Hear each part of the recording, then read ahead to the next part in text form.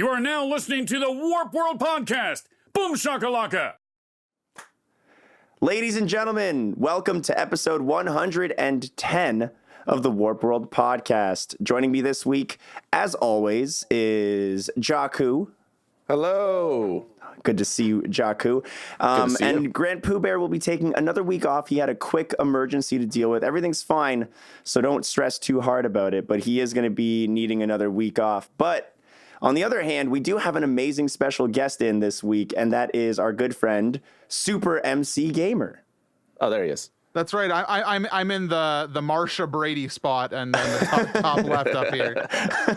Good reference. Good reference right there. Now, do you prefer to be called SuperMCGamer or just MC, or does it matter? Just MC right here. This Just is all MC. you need to know. Got this little logo up here. Yeah. I'll keep it nice and casual. What up, MC? Big MC. That would be a cool rapper name. MC. Oh yeah, no. DJ MC is actually my full name. DJ MC is the. Oh. That's my full DJ name. Yeah. My DJ weddings. Name is DJ Mix.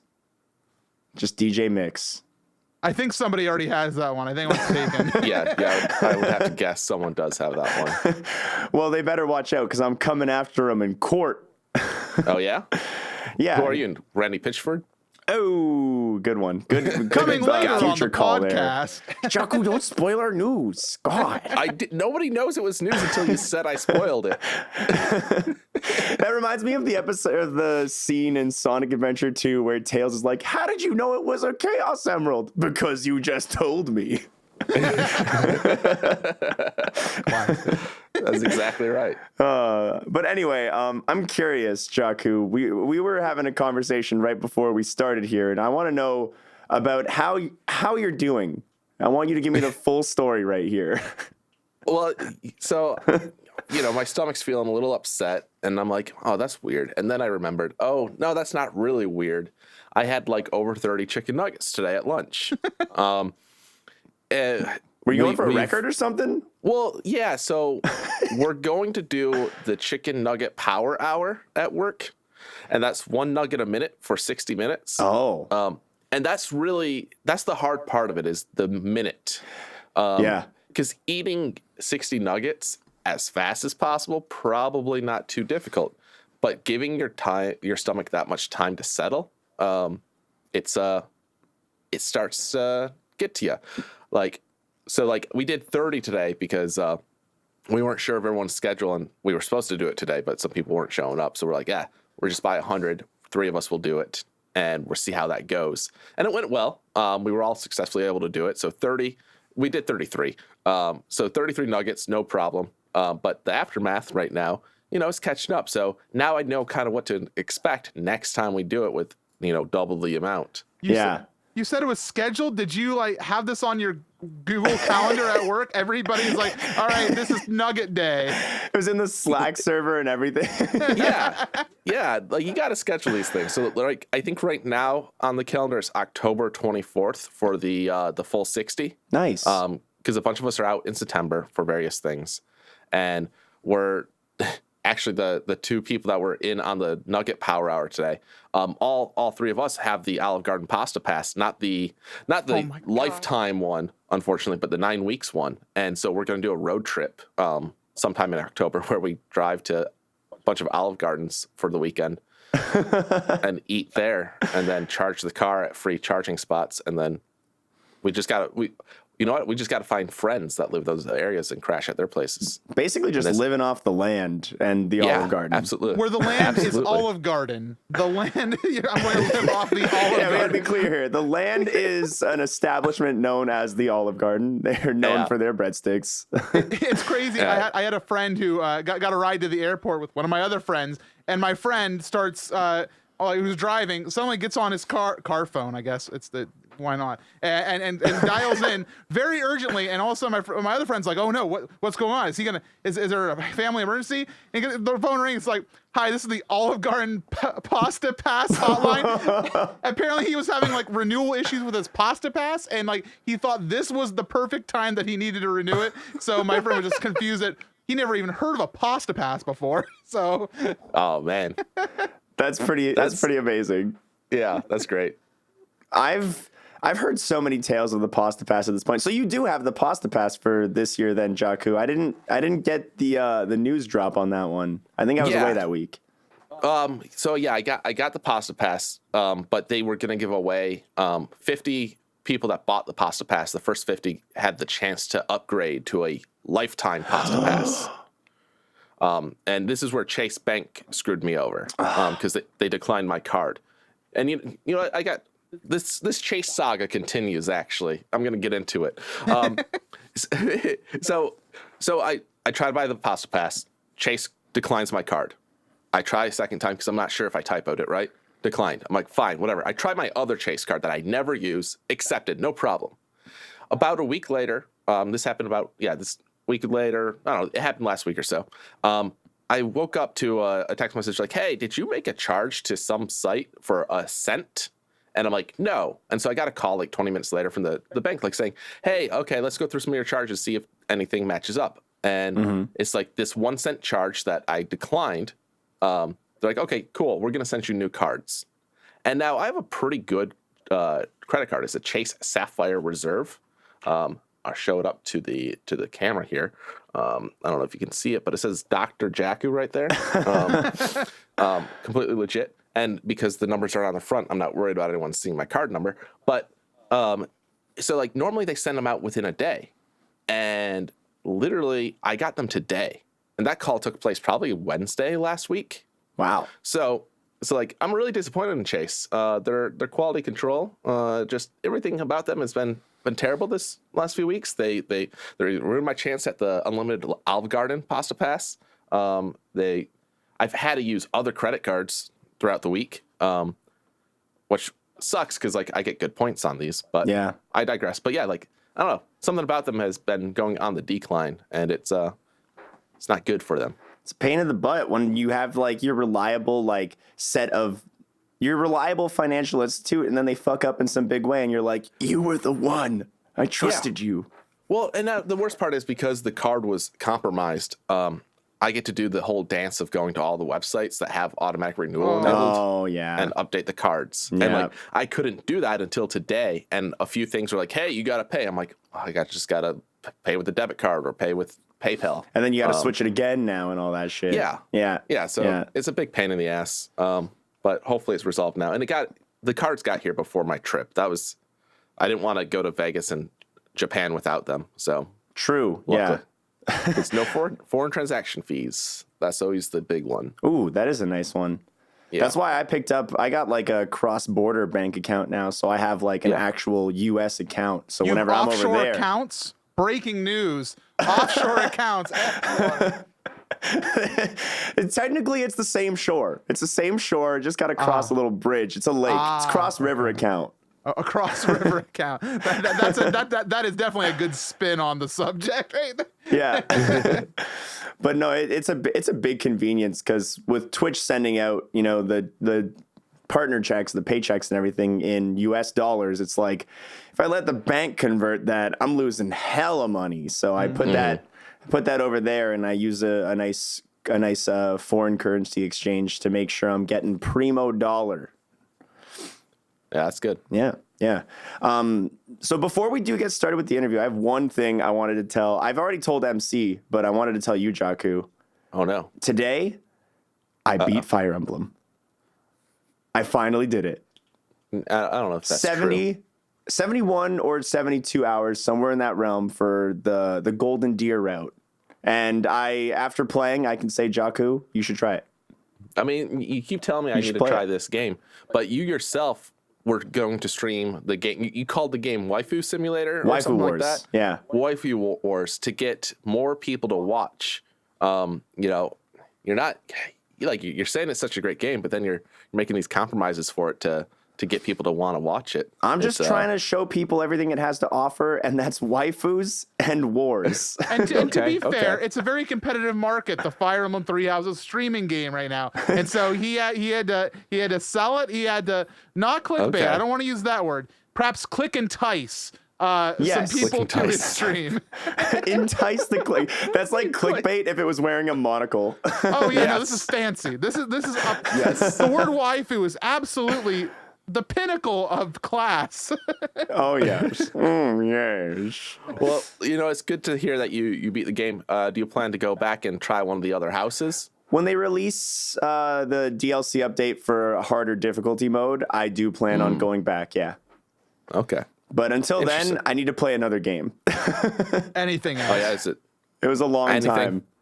Sure. When did it come out? Well, it came out what? It came out at the end of. It's been about a month. It came out at the end of July, and it was a game I only played on stream, and with all the traveling, like we did Lollapalooza right after it came out, and then I did my other Vegas trip in the middle of the month. So I did take like a solid 10 days off since then, but still long game, very long game. Yeah.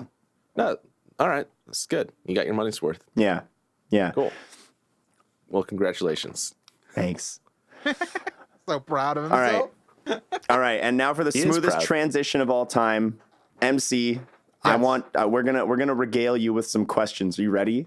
I've never been. I love answering questions. It's fun. This is like a Twitch stream. I just don't have to play a video game, so I'm always ready. Fantastic. See, that was the first question. You're already doing fantastic. Okay.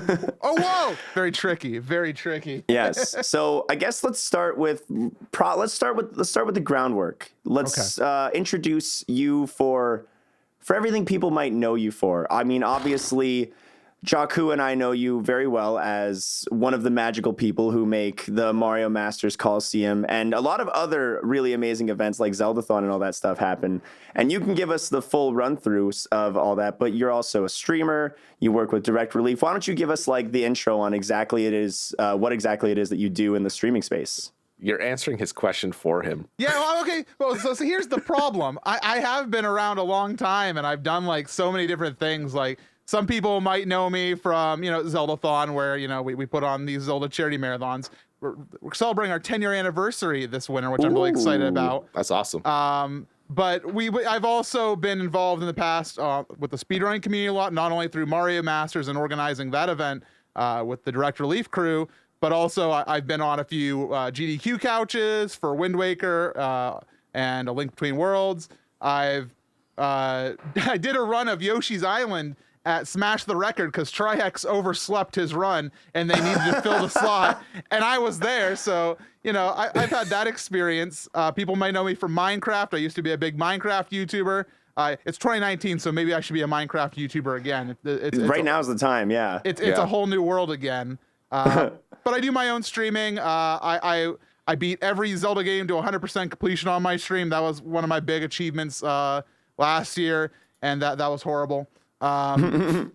Never again. No, never again. Absolutely not. Yeah. But most of the time, the biggest thing is I'm involved in the world of charity and making sure that more gamers and just young people and just everyone get involved in the world of philanthropy, because it's one of those markets that a lot of people don't forget about as we have a whole new generation coming in. So we want to make sure like the world of nonprofit is filled with good people who want to do fundraising. And so through that, I've worked with the Runway guys and obviously the Mario Maker community and the Super Mario Bros. Community in general.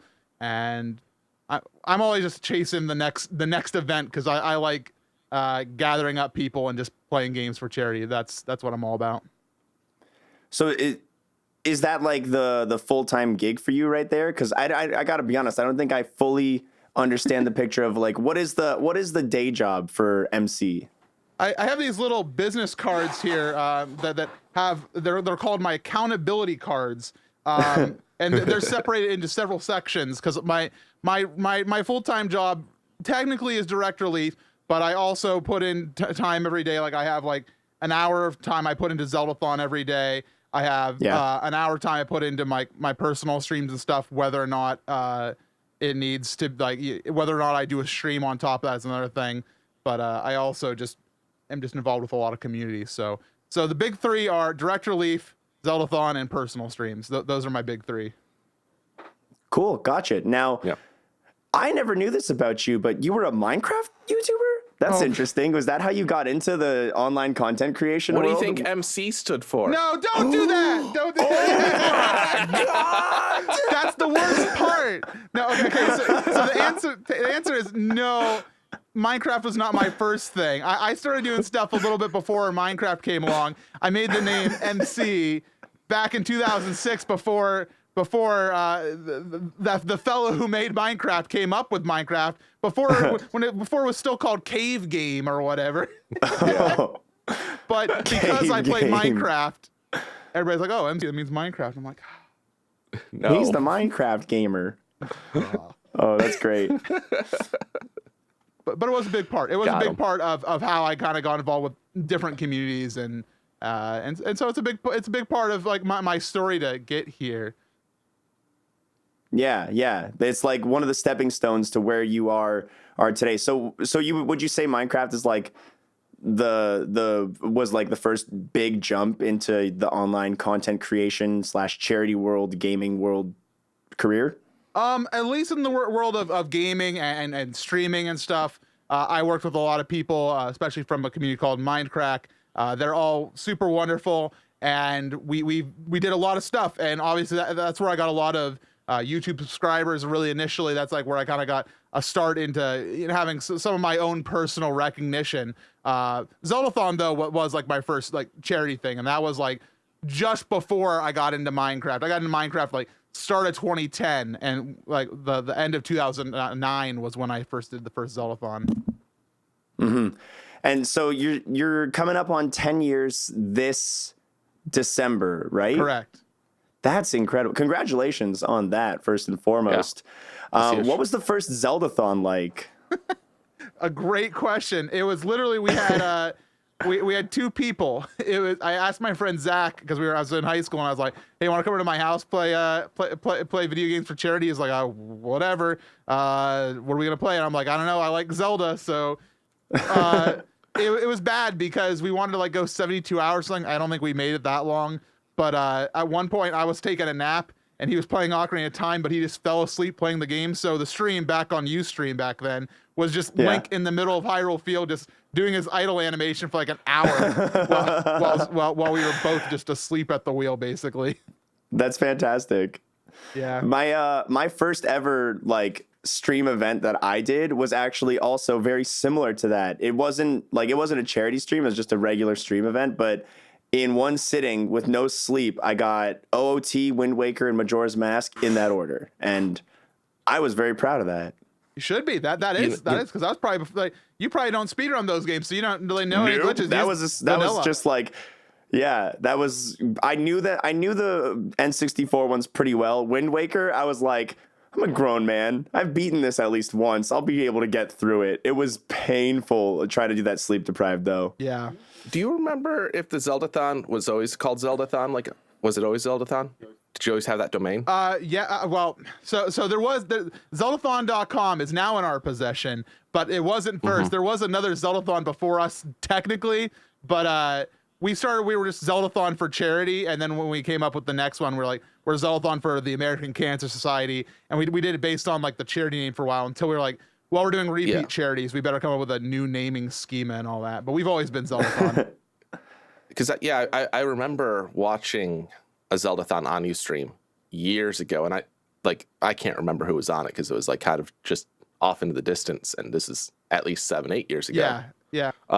And I remember I donated to it, so I'm trying to figure out if I did and what I said, but I don't. Finding it in the emails can be tough. I feel like. Just go check up your Chase credit card history. Oh yeah, there you go. All of it. Now, my best bet would probably checking PayPal, but I'm sure that's like crazy, like long at this point as well. Yeah, getting back that far in PayPal is not going to be easy. Yeah, but Ustream, because I used to stream on Ustream as well, way before Twitch, because that was like the better platform. I feel like for a lot of people. It was the only platform. It was Ustream or Justin, and Justin was still Justin. It was it was just Justin. Yeah. We used to do streams of driving around Chicago. And so that was difficult to do because like internet was really bad then. It's still difficult to do this day. Like you still come into complications, but it was doable. At least now it's doable. Now it's not, or before it was not really. But Ustream, like, I guess, what do you remember about Ustream and streaming on there? Because I think a lot of people don't really have never used Ustream, and a lot of Twitch users didn't know about it before. One thing I remember that's very specific is that, this is in the time before your OBS and your XSplits had built-in like integration, so you had to pump the video that you would make through Adobe Media Encoder to get it out there. Yep. And Wow. Yep. And that was a fun piece of software. I have one specific memory of the first Zeldathon. We actually have a screenshot of it because we don't have much. We have like no footage of the first Zeldathon. But somebody took a photo of us on the Ustream front page. They pushed us up there, and right next to us, with like half the number of viewers, is DJ Wheat, who we now know as a big fella at Twitch. Wow. And I was like, That's amazing. Like, take that. I was like, I'm looking back at him, like, take that, DJ Wheat. He's a great guy. And, That's amazing. and he's been like it's fun because he's a big fan of Zeldathon and like helps get the word out about it when it comes around now. And I think back to that because I'm like, he had no idea who we were, but we were there sharing the front page of Ustream all the way back in 2009. And the past still were here, It's crazy to think we have MCGamer and DJ Wheat. Like, you wouldn't think streaming with these names. MCGamer and DJ Wheat gonna come to you and drop a fat beat. Yeah, there you go. We could have had a collaboration if we played our cards right. When's the SoundCloud? When can we get the SoundCloud link? Let's see, 2009. I gotta go back time. The music wasn't career part around didn't then. take off so well. That's why he's in charity now. So Zeldathon was the first one, and that's 10 years ago. Now, since then, what other meaningful charity events do you think you've been a part of, or are there any like big standout memories in that like infancy era, the 2009 to like 2014, back before Twitch was this massive space that it is now? I mean, there are other ones that I don't think I was involved with, things like Desert Bus for Hope. They're still going, obviously, every year. Yeah. They were like the first people to get into it. The people who inspired me before doing the first Zeldathon were the Speed Gamers. They're a cool little group based out of Texas, and they call themselves the Speed Gamers. And at one point, I think I forget. I don't have the story. This is a secondhand story here, but they were like people from like GDQ and stuff like that would sort of come into their stream and be like, "Wow, you guys aren't even speedrunning the games. You're the Speed Gamers." And so they had to come up with their catchphrase, which is "Slow is a speed." Slow is a speed. Absolutely. But no, TSG was definitely early on. Yeah, back before everyone knew what speedrunning was.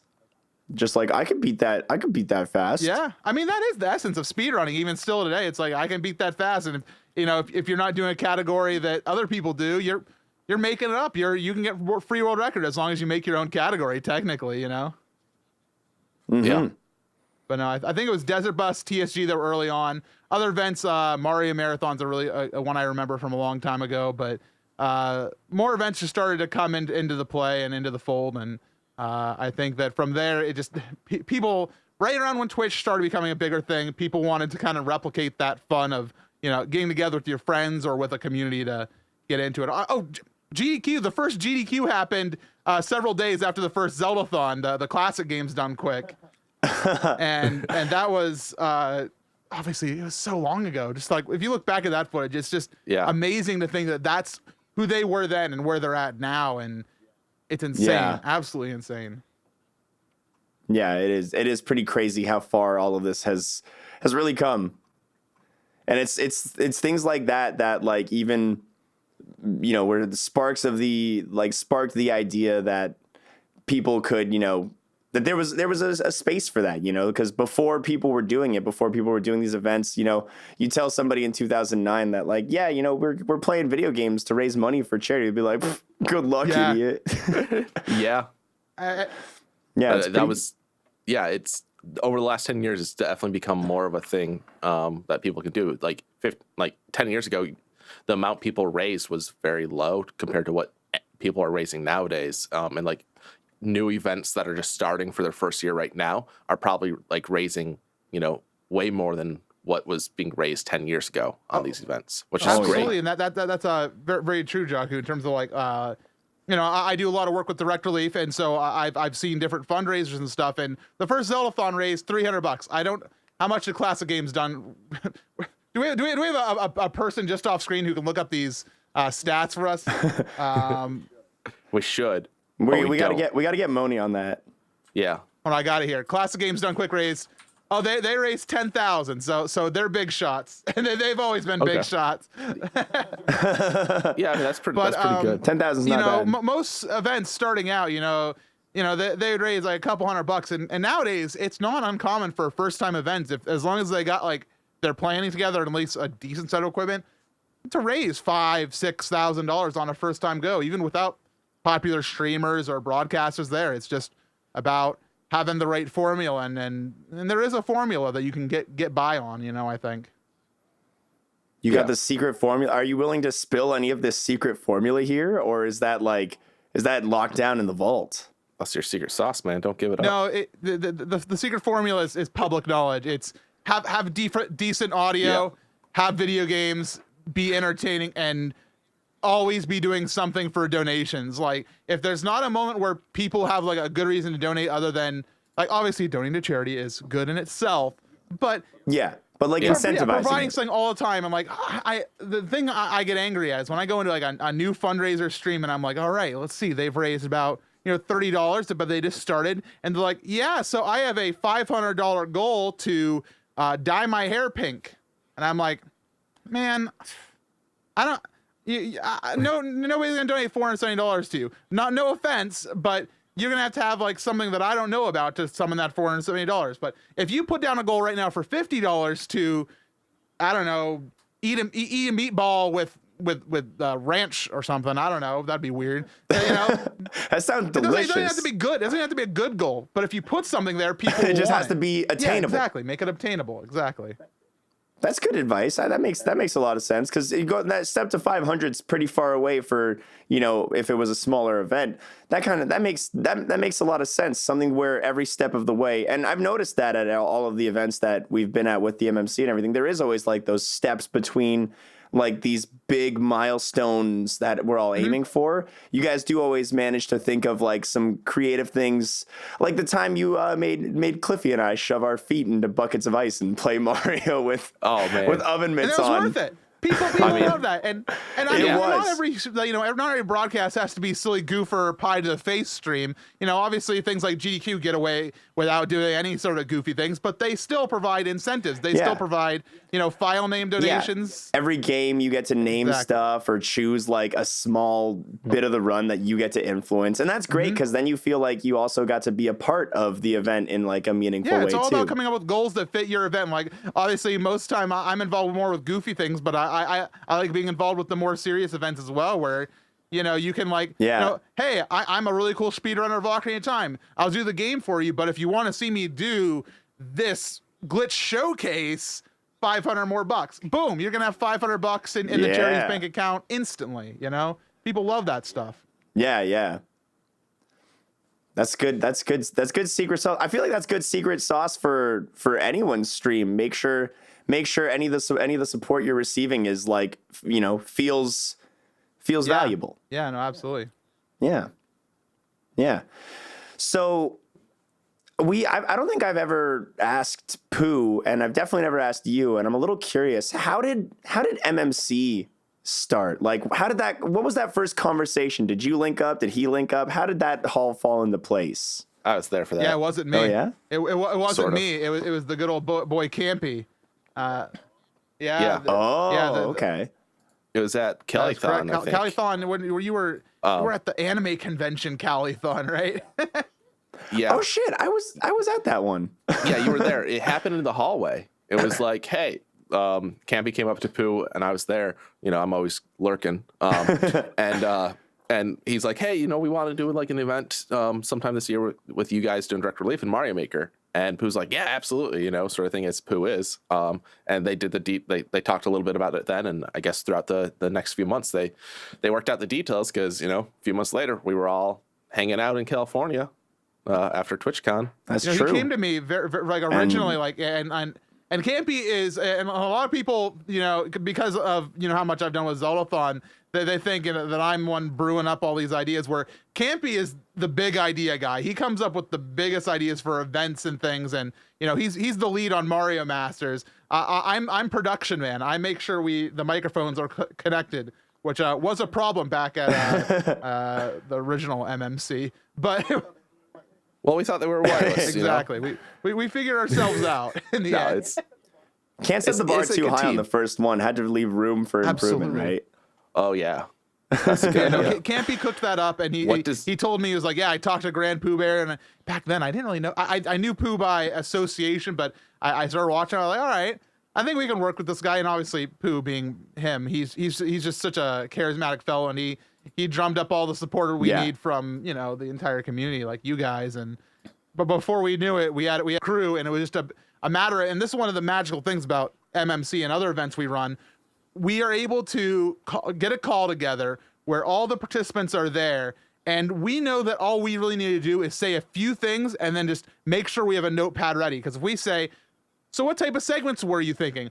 We think a Mario Maker race would be pretty cool. Instantly, just that will send people into a 30-minute long conversation about different Mario Maker races. They'll head into other Mario games, and we just have to write it all down and eventually turn it magic style into a schedule. And that's the coolest part about working with communities like the MMC community. Yeah, it is true. Those meetings do just end up being like one thing gets mentioned and then everyone's like, but wait, what if? Yeah. Yeah. I mean, when you got people passionate about projects like that, like it gets done, and it's really nice. Like people want to be involved and they want to see it go well, and you can tell. And then that really helps translate onto the stream and show people are having a good time, and like everyone's just happy to be there. So yeah, 100%. And it's funny because so with Mario Masters is the one that the Campy heads up, and I head up Runaway Guys Colosseum, where I work with the Runaway Guys crew, Proton John and crew, and Proton John. Did I say Proton John? Yeah, you did. But Proton John is just we should have him on. We love that guy. He's been incredibly entertaining. I didn't hear about him until like he did his first crowd control, and I was like, oh, some guy's using our software. Let's check it out. And he was just so funny. He's the greatest, great. And he's the one who I basically he's like Pooh is for MMC for the Runaway Guys Colosseum. And so the problem with those calls with the Runaway Guys Colosseum crew is they are very similar to you guys, where they have lots of great ideas, but they just won't stop. They will not stop. Like, it was an hour-long scheduled meeting. It got to be an hour and a half, and I literally had to, like, I basically raise my volume to say, hey, everyone, hey, okay, I have a lot of ideas down, but I gotta go. This is, and they still went. I ended the call. The meeting was over. The notepad was away. I left, and they were still in that Discord call for another hour. I don't know what they were doing, but it wasn't being noted down, so it probably didn't happen. Probably memes, just tons and tons of memes. And that's fun. That's so much fun to have like that type of passion from communities to just want to, they just want to put on a good show. And as long as we can tie the charity into it, it works out usually. When do we do a Runaway Guys versus Mario Masters versus Mario Colosseum? Me and Campy have mentioned this idea before. And the answer is we'll find out in the future. Oh, wow. Yeah, sure. That'd be awesome. I'm sure that'd be a good time to have these two groups. And I don't think there's any real overlap between anyone that goes to both, other than like you and Campy and stuff. But yeah, that would definitely be fun to see. But that's another time, another something place. That's very interesting. That is a really Jaku, cool about idea, that is since Mario Masters last year, we've done the Mario Odyssey Moon Race, and we've been doing that now. Oh no, it actually started at Runaway Guys, I think, but we've done the Mario Odyssey Moon Race every single Colosseum event at both of them, and I've been keeping track of who has like the most moons in that 2-hour period. So right now, Mario Masters are the winners. Runaway Guys were not able to catch up. So damn right. You got to earn the name, obviously, Mario Masters. Yeah. If we didn't have the title on that one, I would be disappointed. We had, I think, like 4 speedrunners among the 3 teams. Yeah. That would be the thing, I guess, is because like they play a lot of different games, and like we would, if it wasn't a Mario game, we'd be at a disadvantage for a lot of our players. But if it's a Mario game, we'd better win every single one. So that'd be fun. Yeah, that's like one of those classic like crossovers. That'd be cool.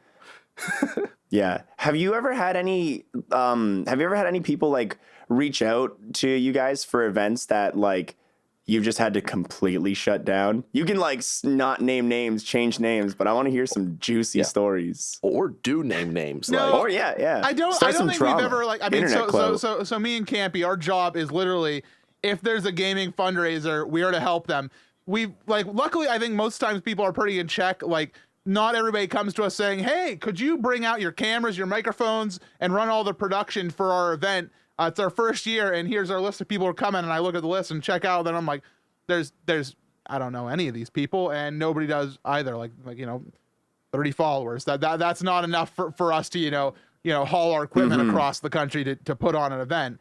But there's different levels where we'll still help them out. We'll give them advice, tell them like, here's what you should buy, here's what you should look at, and we watch the events and so there's never been an instance where we've had to straight up say no to anybody, but sometimes we've had to, we offer our help in different ways where it'll be most helpful and not, a budgetary disaster where if we spend $5,000 to get out equipment and ourselves and our time, and the event raises $3,000, Direct Relief is not going to be happy, even though, our budget's, separate from donations, that would not be a happy moment because it's like we want to I'm no accountant, but I'm pretty sure that's a bad bad play.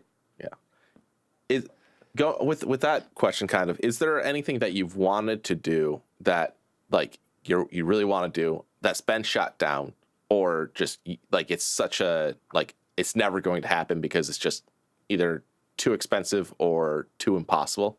Like, what's your biggest idea, and what's the biggest idea you had that had to be turned down for whatever reason? I don't know if it's ever been like denied outright because it's one of those things that doesn't ever get brought to the table. But it's our dream to host an event more similar to GDQ where we have an open invite type of thing, and more convention like that than your normal thing, and have our entertainers and our talent brought out to do a show on a stage. And like, the people we invite are able to go on the stage. Everybody else can come be part of the audience.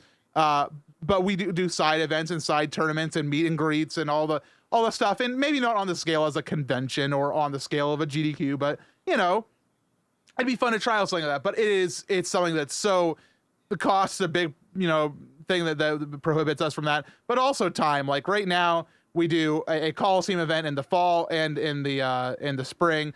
And we're doing Zeldathon in the summer and in the winter. And then we're still trying to pepper in other events and help out wherever we can. So finding the right space for that, it would be hard in terms of our schedules at the moment. Chicago. Jaku, you want everything in Chicago. Well, yeah. I mean, why wouldn't you? It's a great city. We got great food. We got tons of places events can be at. And if you like beer, we got tons of good beer. And there's good people here. Debatable. It's done. Like, it's a done deal. As far as I'm concerned, I'm a fan of your deep dish pizza. Other than that, I've not been to Chicago yet. It's one of those cities that I've probably flown through Chicago at some point, but I've not been in Chicago. Yeah, you should definitely come and feed some raccoons. Yeah. Feed some raccoons?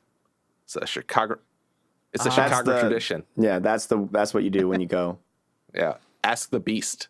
His first 20 minutes in Chicago, he went and fed raccoons. You know what? Ask anyone at MMC this next week or whatever, when we get there, and I guarantee you at least 30% of the people will tell you that they've fed raccoons in Chicago with Jaku.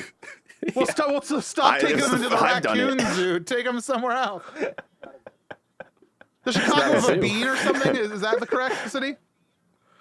It's got a. They do have a big bean, yeah. That's a cloud, you guys. It's the cloud gate. It looks like a bean. Yeah. Yeah. Today I learned it's not a bean. Yep. It's called Cloud Gate. It's right next to the Crown Fountains that have the faces of people on them. Oh, just like those mountains. Yeah, Mount Rushmore. Yeah. So for upcoming MMC3 happening it starts on the 5th, right, of September? Or does it start on the 6th? It's the 5th. The 5th, 6th, 7th, and 8th. Or okay. As everybody pointed out in my trailer, the 58th. I thought the trailer was pretty apparent that it's 5 to 8, but so many comments were like, "Oh, the 58th! All right, I can't wait for September 58th."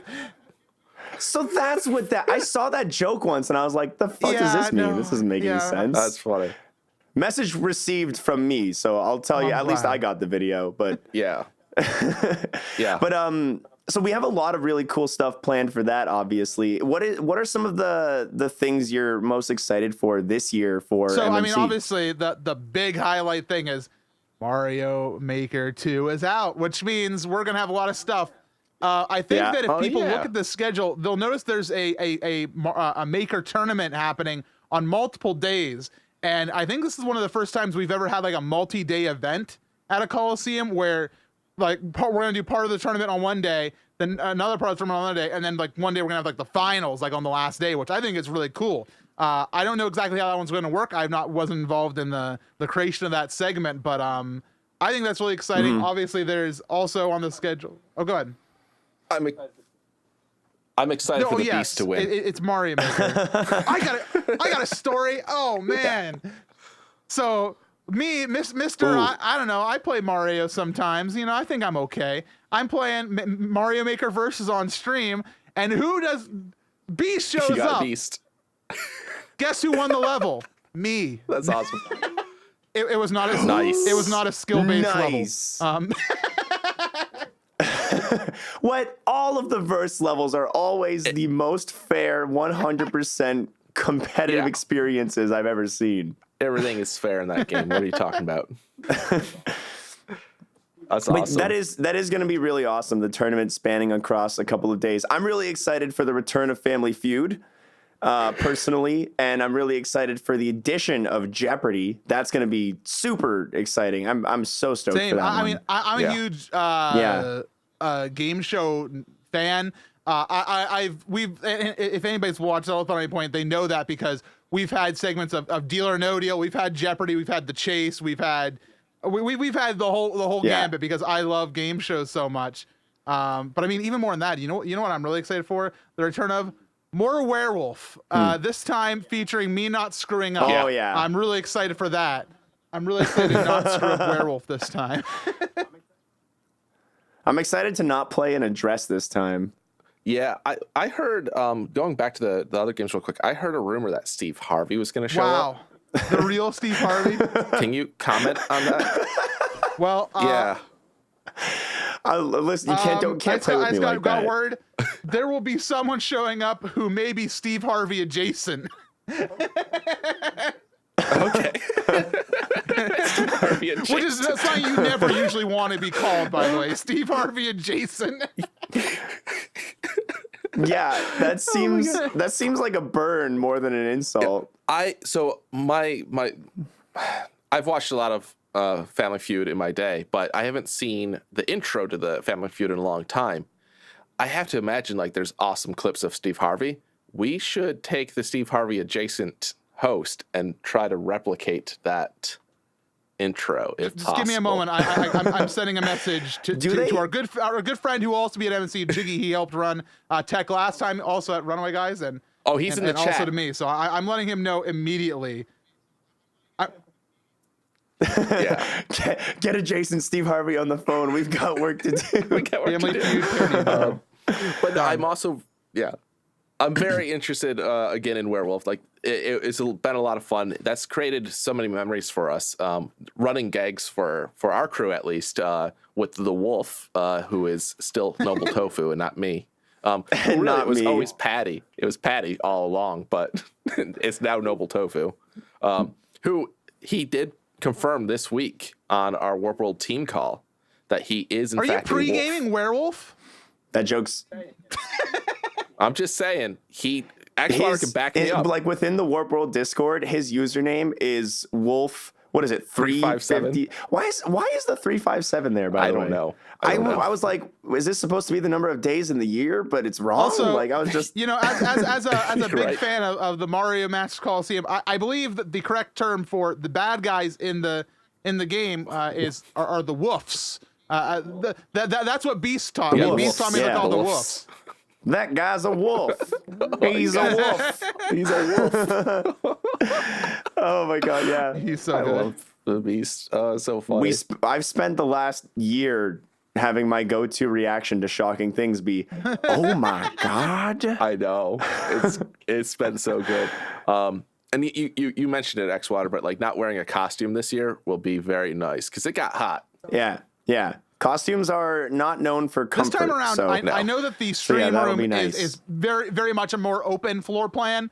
So I think everybody's gonna be a lot happier in terms of being able to move a lot. So I think that means also good, better airflow. Maybe That's some fantastic. room for a fort constructed behind the couch.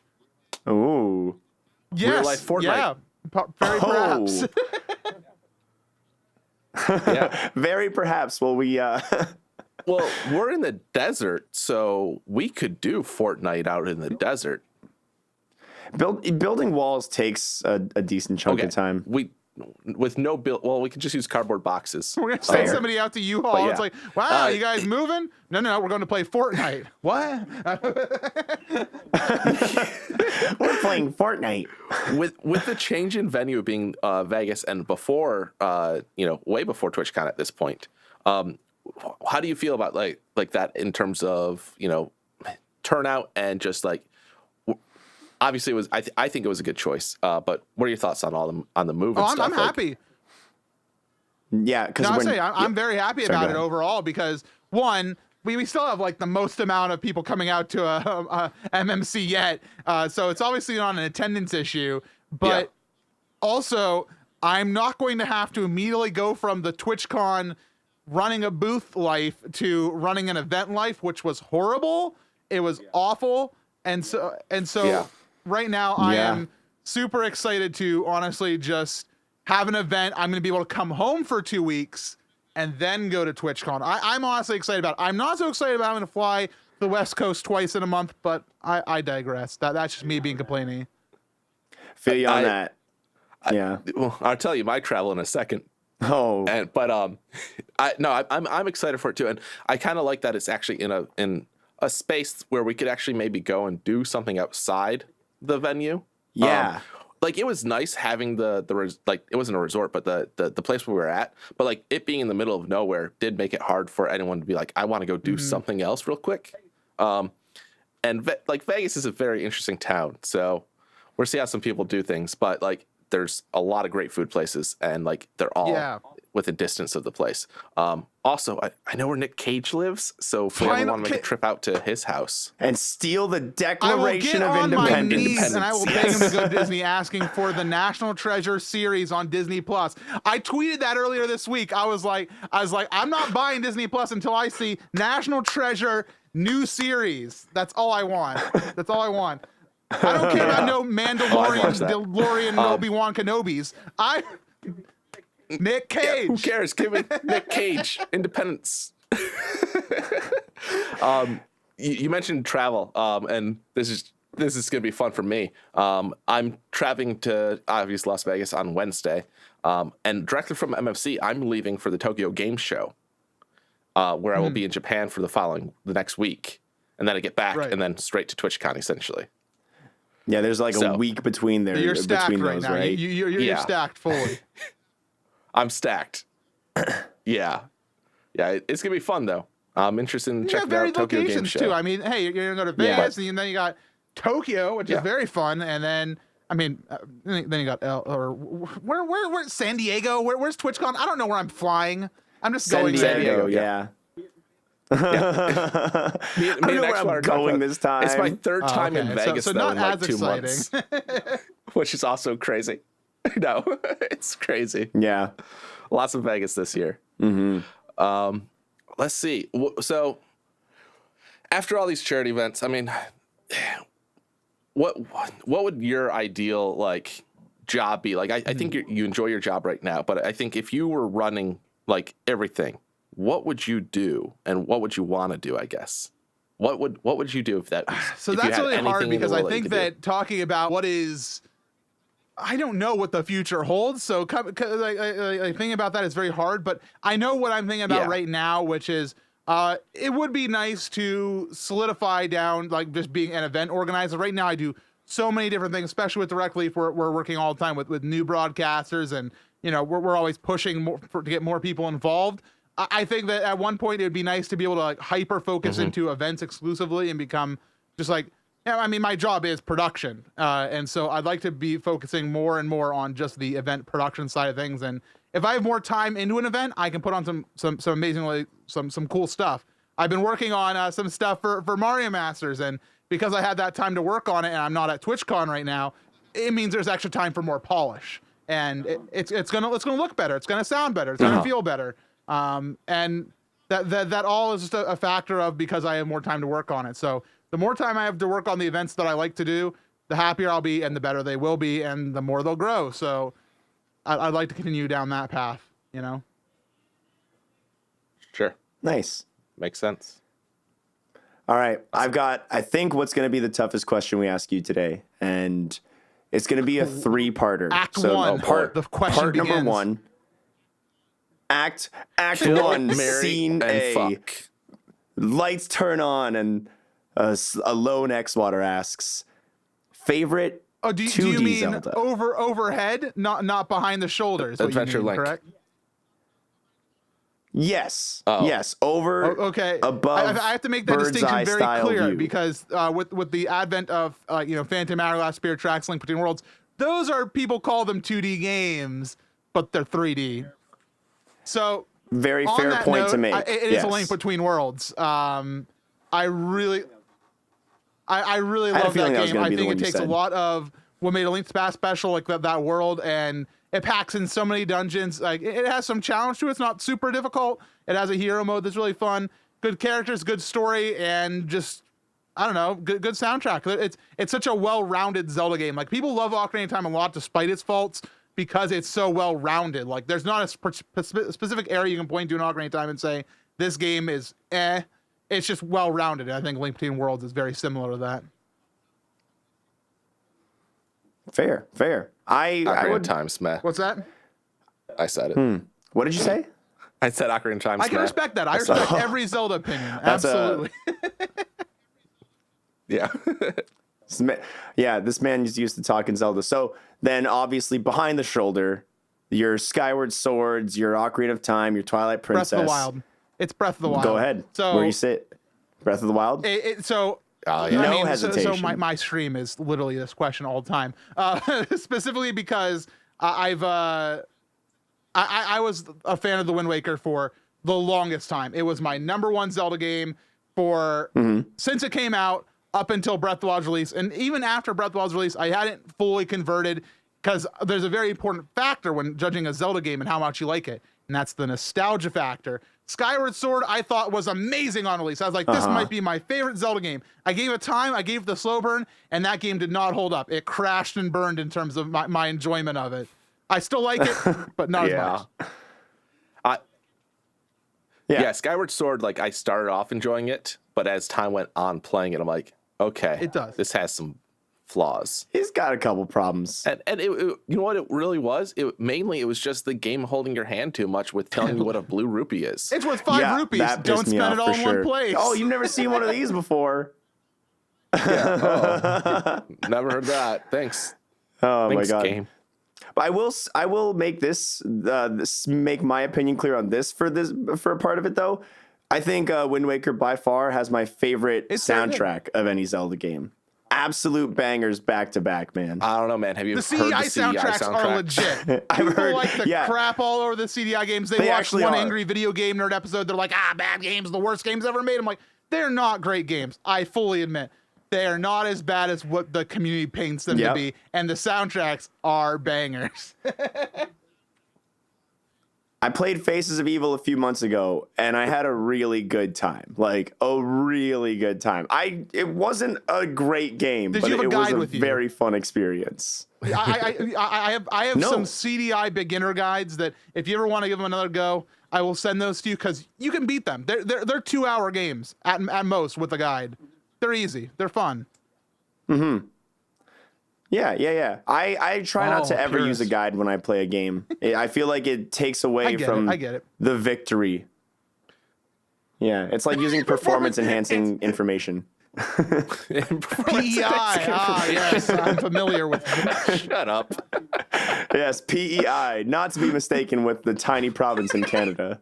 I don't think anyone made that distinction. Well, so you're okay. Listen, we only got 13 of them here. 3 of those being territories. They're right at the front here. So fair. All right, Prince and then Edward obviously, Island. Okay, yeah.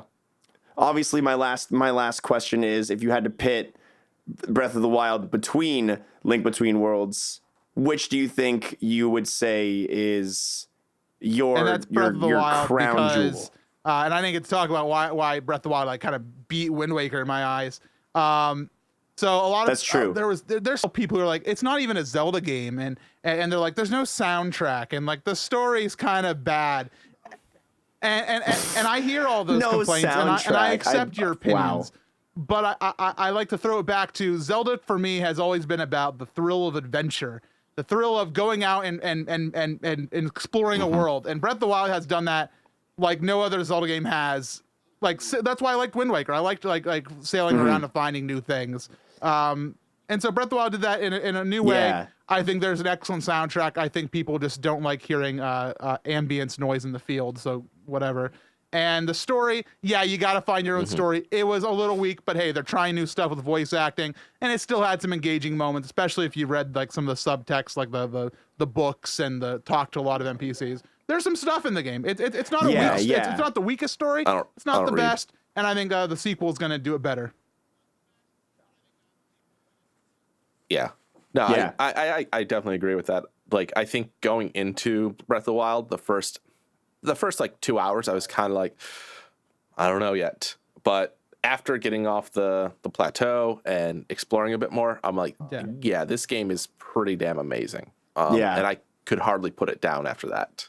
And I have no intention of finding all of the temples or whatever, dungeons and stuff. I have no intent of finding all the Korok seeds. But exploring that is still so much fun. And like when I remember as a kid, Link to the Past and like Zelda 1, I didn't do dungeons as much as walk around the map trying to find new things. And this is exactly what Breath of the Wild was as a kid. Yeah. So. Yeah. It was a really sweet game. I'm so excited for the sequel. Yeah.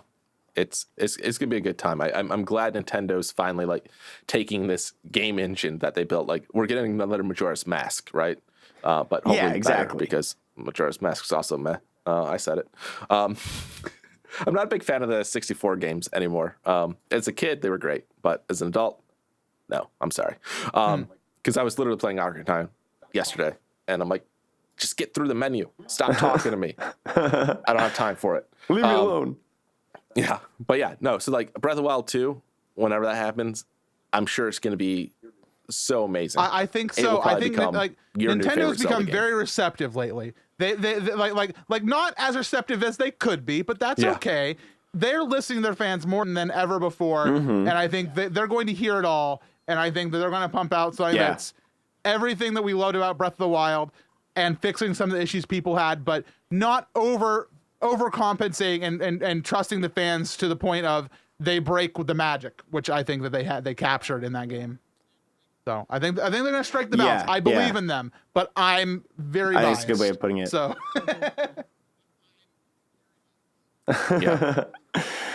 yeah. Anyone who's willing to play through 100% of all the Zelda games, I would definitely consider. Breath of the Wild was the best part. It was the longest game. It was the best part. Don't play the Oracle games 100%. It's RNG hell. I learned RNG manipulation from the speedrunning community. I went to them and I sought out the experts at Oracle games to figure out how to RNG manip that game, because otherwise it would have taken me hundreds of hours more. It was terrible. It was. Wow. But I know RNG that sounds terrible. The Oracle, so woohoo. Yeah. Hey. That's a life skill that'll come in handy sometime down the line. Yeah. You're like, I'm glad I know this. Whew. Boys, this has been a really good. This has been a great interview. MC, thanks so much for joining us and telling us your story. Is there anything you wanted to add about you as a person here? I want more people to be involved with charity fundraising, so please get involved. I'd prefer you to raise for Direct Relief because I'll be talking to you if you do. But whatever organization speaks to you, do it. That's what I'm about. So I think people should just be more involved with that all the time. Cool. Preach on that. Now, since Pooh's not here this week, we've already discussed this, but we've invited you to join us for the news segment of the podcast, and I think now's a great time to get jumping over. So, what do you guys say we talk about some industry news? Yeah, let's do this. All right. Well, I think the best way to kick it off here is with our first piece. We've got rumors going around, ladies and gentlemen. Rumors. Rumor mill. The rumor mill's buzzing like a Minecraft bee. Wow. That's also news. That also just happened. So that's 2 for 1. But anyway, bees in Minecraft? Yeah. I just saw a video of someone putting a saddle on a bee. That was a mod. Gamers have gone too far. Yes. Has science gone too far? Yes. You know who else went too far, Jaku? Who? Our friends over at Amazon, who decided it's time we post a brand new Nintendo Switch traveler case with the Overwatch logo on it. Wait, why would they put an Overwatch logo Yeah. on a Switch case? Why?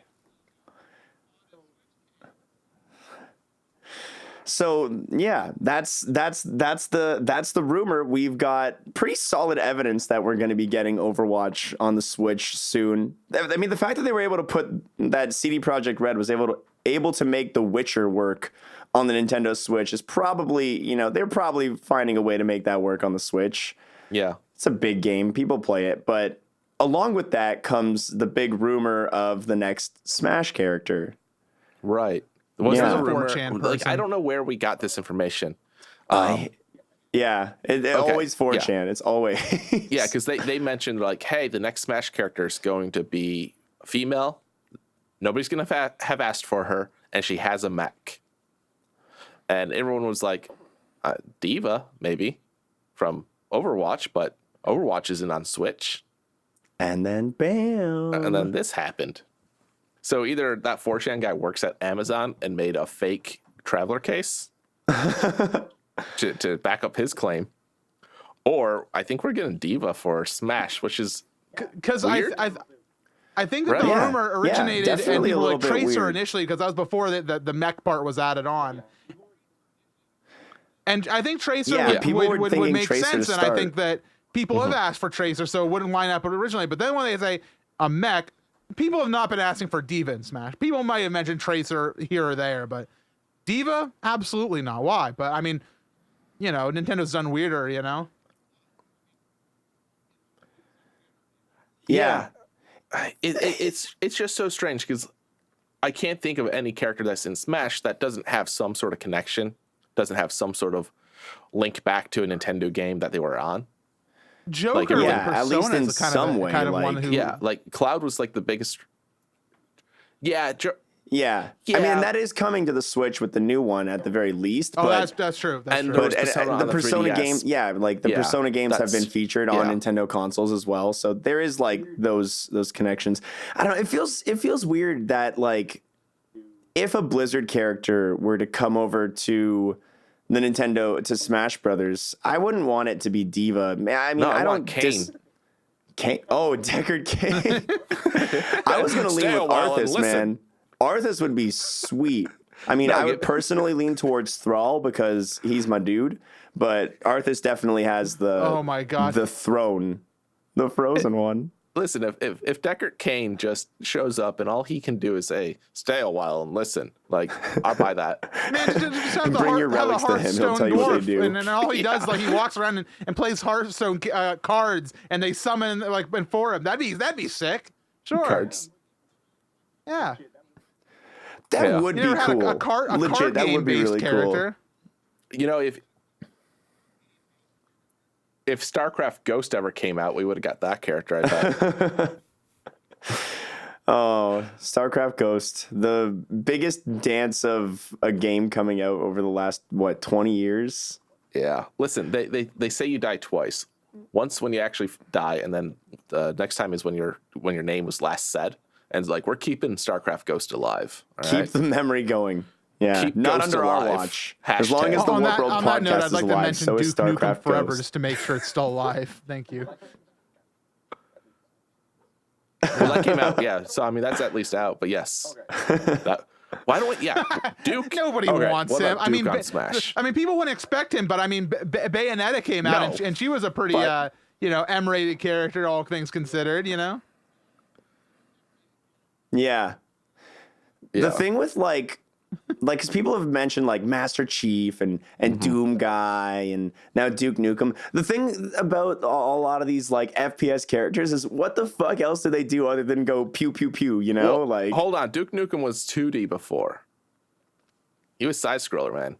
he was he? Oh, Yeah, Duke that's- Nukem. Sorry, I was thinking Doom. I was like, what?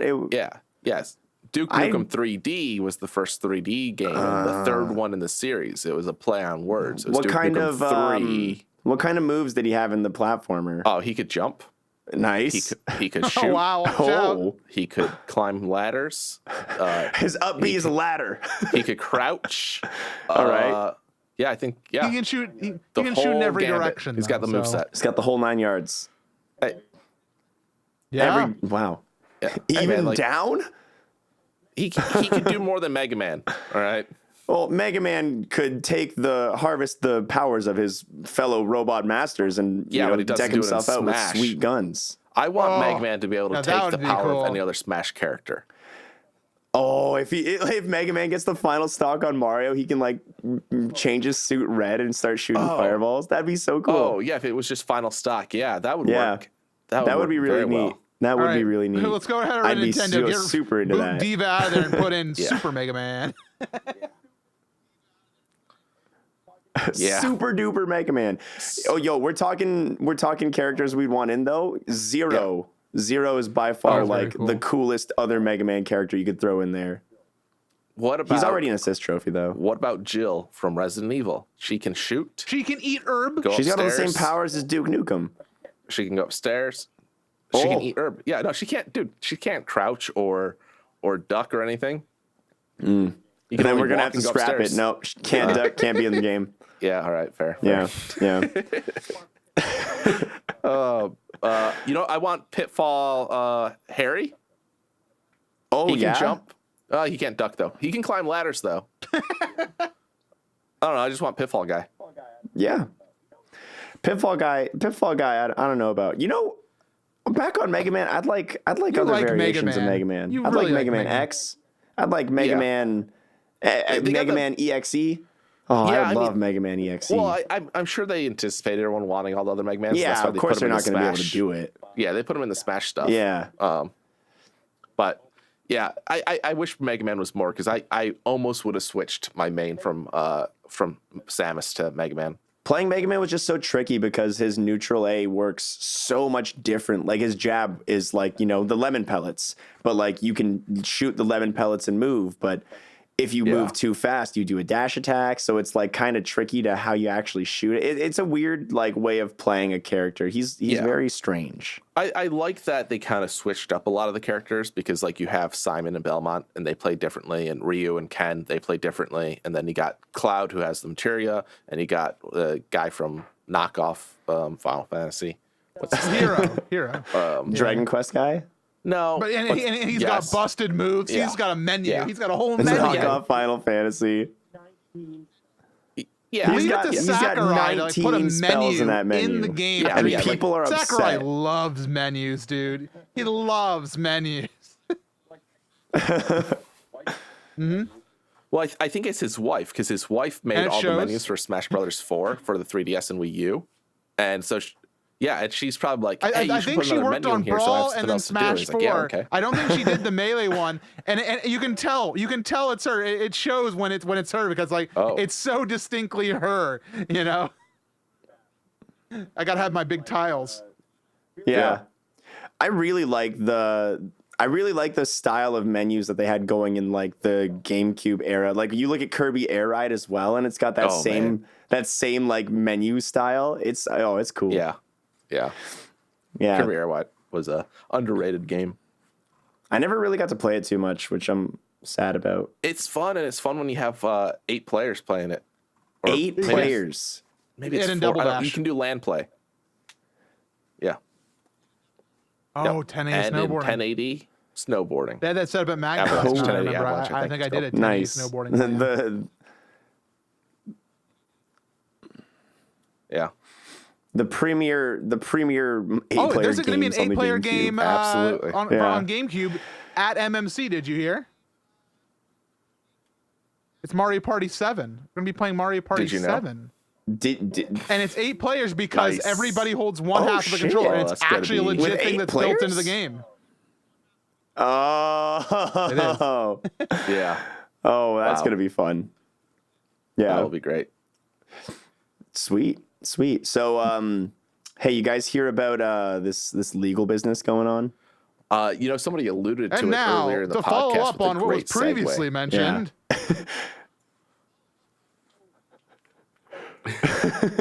So, our friends over at Gearbox, I use the term friends loosely because with the bad press Randy Pitchford's getting, I don't know if I want to be associated with him in that manner. That's fair. But- That's fair. Yeah, he has been accused of being in contempt of court in the latest court case he was in. Now, here's the thing. I didn't know Randy was back in court again. Oh man, he's never out of court. Never out of it. Yeah.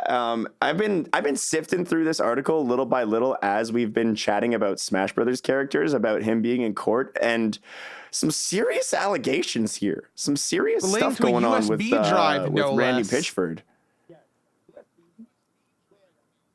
Yes, a USB drive left he where, left it MC? at a Where was this medieval USB times drive left? restaurant. right next to his turkey leg. No USB drives in the medieval He didn't times. forget it. A knight stole it from him and was like, "This will not belong," and threw it on the ground. And he forgot about it. This technology is out of this era. We must Well, good throw thing, it away xwater. There was immediately. nothing important on that Sorcery. USB drive, right? Okay. Well, before we get into those details, let's just talk about medieval times because I love that place. But can we just? There's no silverware in the medieval times, but there's Pepsi. A brand sponsorship can do magical yeah, things to the sink world of like Have- the timelines have been converged. The power of a sponsorship just ripped right through the time-space continuum. In our actual past, in the actual medieval times, they were drinking Pepsi because of There we go. sponsorship. You just see a blacksmith pounding away at an anvil. He's like, boy, I sure could use a nice sip of that Mountain Dew. Okay, so this USB drive that he left at the medieval times. Now, it didn't just have, like his funny new ringtone on it or some shit. It had sensitive corporate information from the studio and its business partners, so including like 2K Games, Take-Two Interactive, Sega, Sony, Microsoft. And here's one that I was a little taken aback to read. Apparently, it also contained underage. I'd like to correct you. The adult article content. says barely legal. Underage. So, this could go a lot worse from him with the Barely change legal. of a Okay. couple words there. The word barely protects him more than he probably could. He's probably very thankful for at this moment. Oh yeah. That's it. Mine says mine just says underage pornography. I'm reading those words right up here. Yeah. I just I'm refreshed definitely to We'll see seeing send him to those jail. somewhere, Get him but- out of here. Pack him up there, I'm boys. scanning through. I'm not. Get him. if we're done here. You know what? I've got faith that that after he's held in contempt of court and after they do their investigations, they're gonna find out what he needs to serve for and probably not end up serving for because he's got a lot of money. Does he though? Probably. Oh, Well, apparently, yeah. Apparently, another one of his crimes was giving himself a $12 million for advance Christmas. bonus. Well, there you go. Crime does Oh, pay. Lord. Crime pays, ladies and There you gentlemen. go. commit crimes, but only if you go to the medieval times. Okay, which crimes should we commit? Oh my God, it all rhymes. It's got to be true. Guys, what if we rob a medieval times? Think about it. They don't have cameras. Wait, They don't have guns. guys, this USB drive was in a medieval times. The statute of limitations on lots of things are 10 years. Oh, I He's see where fine. you're going. He's fine. Yeah, He's fine. It's been centuries. Been decades. Yeah. I can't believe it. Good luck. Good luck to everyone sorting through that court case because it sounds like it's a big fat mess. Yeah, you're going to have to go back to medieval law. Yeah, it's gonna be hard to get those textbooks. They're definitely pretty crusty at this point. Not for I the feel reasons you bad for the think, too. employees here. Randy 'cause, like, Pitchford got I'm to sure him, that so. they're working hard on their borderlands, and like imagine this being like a lowly Same. friend, just like working away, drawing up some assets, and it's like, oh, what is our venerable CEO up to? Oh, he left his pornography in the medieval times and is going to court. Then it's like, why even continue working? Just pack up your things and leave for the day. You're done. Yeah, man. Boys, we're done. There's so many people behind the project, and one person being ahead, like the kind of like the media icon of it, really paints the game in a bad light, which I know is causing a lot of people to think like, oh, I'm not going to buy it because all this stuff. And that's fair. I support your decision, whatever it is. But there's more than Randy Pitchford behind this game. A lot more. Oh, I thought he was the only developer. No, yeah, he actually. I don't think he wrote anything. Oh, get him out of here then. Yeah, get him out of here. Put him in jail. Get him out of here. Get Pandy Richford. Pandy It's my Richford, favorite a man Always you can Sunny trust. episode is Randy goes to medieval times. The Randy. He's the I can't think of his real name. He's the Randy Pitchford adjacent. Oh, we'll start a talent agency of adjacents. It'll be the adjacent agency. We'll just have everyone who looks like really high profile I celebrities. believe that's called a stunt double Not even an talent imposter. agency. It's Yeah. perfect. Stunt double or celebrity impersonator. Yeah, they don't necessarily do stunts, but they will impersonate this person for you. No, they're not even impersonating them. We're just adjacent. They just we're not even- adjacent. They exist. You make your own Yeah. connections. Exactly. Fair. Oh man. Speaking of making connections, looks like LCG Entertainment made a connection with the dead.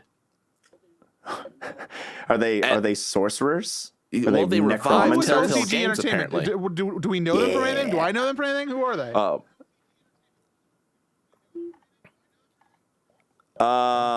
Where's their money coming from? Is this Randy again? I actually don't know who they are. I was just gonna say it's this Pandy Richford guy. He's got $21 million. No, I don't know anything about them. But I guess publisher Athlon Games is a partner in the deal as well. It's going to handle storefront operations, distribution of games. Mm-hmm. But yeah, it looks like somebody wanted the properties of Telltale Games and to finish some of those games.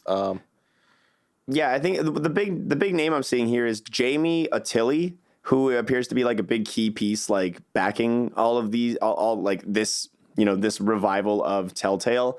Saying it looks like him and his business partner apparently, bought up a lot of the rights to sell the backlog of Telltale and everything, and so they're going to be working to pick up where they left off. It appears, trying to get a lot of the old staff of Telltale on as contract or freelance work to start, because obviously they're not in the best position.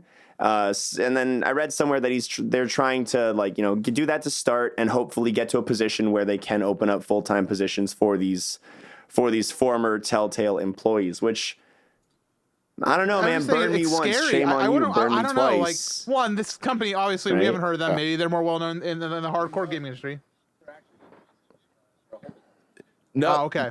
They're actually an LCG. They're a holding company. There you go. Okay. Yeah, and see that's scary to me because like pretty much all they've done. So. Who are these people to like? Okay, sure, they can release Telltale games. They can make the money off the existing assets. Sure, whatever. But if they want us to continue where they left off, like finish the stories that weren't finished or start new ones, yeah, bring on old Telltale stuff is good. I saw a tweet this week from former Telltale staff who was not happy with this entire purchase, saying essentially, hey, I've already gone through a lot of stuff, seeing, my company or like the company I worked for and cared about be just, decimated. It's out of here. And the fact they're making us relive this and put hope in the minds of the consumers that it's going to, just magically go back to being Telltale, and we're going to have another wonderful, Back to the Future release or whatever, that's a wish. And it's a scary point we are as consumers, and especially for the staff who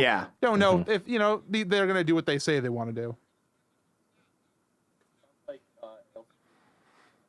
Yeah, it sounds like LCG plans to sell a lot of the IP properties that they have, but pick up on a few and finish the stories on some of the games and whatnot. But it doesn't seem like they want to keep everything, and it looks like they're trying to streamline the company and a lot of things. But what that means, we don't know, other than like they're not necessarily hiring old Telltale staff members. They're getting them as freelancers for now. Yeah.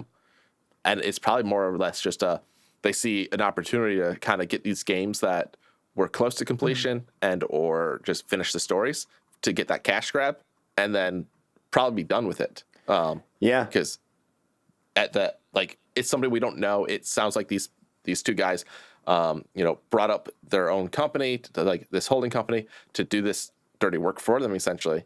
So it's going to be a one and done deal for them, and they're just in it for the money potentially. But I guess we'll see as details develop, because this is literally like happening today or yesterday. Yeah, it's very recent news. Yeah. So I guess we'll see. It's definitely interesting. It's cool to see that there will be like the sale of these old games still going on if you want to go relive them, because there really aren't a whole lot of other developers that do what Telltale did. So if definitely great assault. I'm with you on that, MC. Who knows what the motivations of this company that are revitalizing Telltale are? Whether they're trying to like cannibalize it for every dollar they can, or whether they're trying to money talks. But yeah, it's exciting to say the least. I'm excited to see where it goes over the course of like the next few months. See what happens with the new Telltale, I guess. Yeah. It's speaking of new and old, Shovel Knight. There's been some new news for Shovel Knight. The new news. Shovel Knight. This game has been out for how many years now? Like 6 or something. I feel like probably about 5 or 6 years. Probably around that. Yeah. They're coming out with the final expansion, King of Cards, for the original Shovel Knight game. But they also showed off a trailer for their new game, Shovel Knight Dig. Yeah. And it looks like very much a Super Shovel Knight vibe. They went kind of 8-bit for the first game, and this game looks a little bit more 16-bit, which is really cool. So we obviously the graphics and everything are still more advanced than what they were on the NES and Super Nintendo, but it's kind of nice to have that old style feel. It looks good, by the way. It looks really nice. Of new computing. Shovel Knight Dig. You guys saw the trailers? I've not really played the Shovel Knight games I'm excited a ton. for it. In fact, I'm still a little confused. I get it more now, but like I had no idea. Like all these Shovel Knight games, I thought they were just like different games. I didn't realize they were expansions. And like I heard Treasure Trove, and I thought that was another one of the expansions. Apparently, that's the collection. I don't know, but Shovel Knight Dig. It looks really exciting. It looks like it's a slightly unique take on the game, and in terms of it being like a new genre, in terms of it not being a straight platform. It looks like it has like correct me if I'm wrong. It looks like the idea is that you have to go to the bottom of the world and you traverse downwards. Yeah, it almost has it almost feels like it's gonna do something similar to like a sort of roguelike type deal where maybe there'll be procedurally generated levels where you're just diving through digging down as far as you can kind of business. Yeah, I was getting kind of a Mr. Driller vibe. Or Yeah. Was it Mr. Driller or just Driller? I don't know. Or Mr. Dig and then Driller? I don't know. But yeah, that's what I thought at first. I'm like, oh, that's kind of a weird expansion. But then I realized, oh, no, that's a new game. And then the King of Cards was the DLC, which was cool. Yeah. But Dig does look super cool. And I mean, it makes so much sense, obviously, to, he's got a shovel. It's his thing. Make him go downwards. Exactly. But it does, the new graphic style, like the evolution is a nice step in the next direction. And the people they're working with, the Nitrom, I think, yeah. Nitrom, yeah. It looks like they've got a good product going here. But I'm really excited for King of Cards. Like, I've been waiting for the conclusion to the treasure trove for a little while now because, I mean, obviously it's been going on for a while. And they've all been incredibly fun. Like, the level design in each of these Shovel Knight expansions have been amazing. The character design and, like, the way they redesign the levels and retell, like, different eras of the story based off of which character you're playing as is always super cool. And King Knight actually appears like they're getting a card game, mini game in Shovel Knight for his campaign, which is like, great, this is going to be exactly what happened when I played Witcher 3, go to play the game and oops, I just wasted 6 hours playing Gwent. Final Fantasy VIII we have to thank for this. So what's really cool too is it's also going to be on the Wii U. Wii U release. I can't believe That's true. Yeah. Yeah. So like, it's great to see them going back and supporting these old systems because like at the end of the day, it was built on the same engine and stuff, and it uses all the same assets for the most part. So like it should work. But this is one of those cases where like they really have gone above and beyond. What they needed to do, because this is not the first time people are like, oh, I can't believe this campaign came over to the Wii U as well. And like, man, like whoever backed this game back in the when it was a Kickstarter, like you really got your money's worth. Yeah, for sure, because like they could have easily like pulled some shit like, oh yeah, we can't make it on the Wii U, and I wouldn't have even faulted them for that. So, taking a cue from our friends at Ubisoft with their Just Dance Legacy Edition. Yeah, I can't believe Just Dance is releasing for Wii. Like, I understand it's out there for a lot of people. Okay. Yeah. Okay, you want to know a sweet little story here? A lot at St. Jude Children's Research Hospital, they still have Wii's set up everywhere. That place has Wii's everywhere. So when I think of like Just Dance coming out, people are like, why is it still coming out for the Wii? I like to think about that moment. So, Shovel Knight being released for the Wii U, there are still people out there with Wii U's. Man, people have GameCubes lying around that they use. So the more like support you get for older consoles, it's good. As long as it's not costing you precious resources, that's really good. That's really amazing. Okay, well, we don't need those. We don't need those. Well, I guess it's also coming out to the PlayStation Vita and the PlayStation 3, which again makes sense. I mean, sure, right? Like you lost me at Vita. Yeah, like the Vita and PS3, like we're all Nintendo fanboys, so I get it. But like, it's kind of crazy. I don't know. Like, that's really cool though. Like this might be one of the last games released on the 3DS. Well, not 3DS. I think we got a few more games there. Wii U for sure. And maybe PS3 and Vita, but I don't know how those do in Japan, so maybe not. That's a good point. Yeah. The Vita, cool, I feel like, is pretty, at least in North America, the Vita is super dead. Well, it's definitely dead. They actually stopped releasing firmwares for it a while back. But they actually did. This is actually kind of newer. So this is in the hacking scene for the Vita. A hacker was sitting on a major exploit, waiting for Sony to just discontinue updating the firmware. Yeah. And finally, Sony's like, yeah, we're done. And so he released his exploit.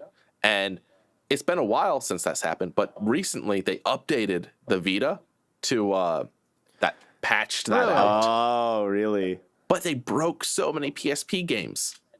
They overhauled the PSP emulator on it, and it broke a lot of games. And then he literally like a day later, he's like, "Oh, I forgot about this exploit. This will work on this one." And so like whatever they did was all for nothing. In fact, they six people still using their Vitas were upset, and the hacking community's like, yeah, we still got our solution. Yeah, because they're able to downgrade and do whatever. Yeah, but like only that's awful. Only the people that don't hack were affected by this. They reversed the action on that. I think that'd be come on, Sony, a point to reverse an action, but so rough move, Sony. Yeah, like let's just update the firmware back to what it was, and then put the Vita out to pasture and let the people who care about enough just to hack leave it. Lost battle. Yep. Yeah. Yeah. It's so crazy.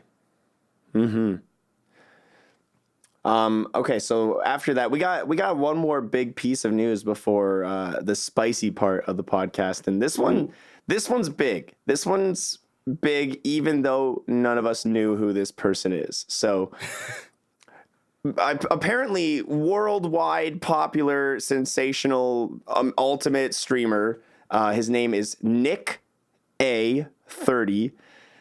So Nick is moving over from YouTube streaming to Twitch streaming. And he's apparently the biggest streamer for Fortnite on YouTube. And I've never heard of the guy, but apparently he's massive.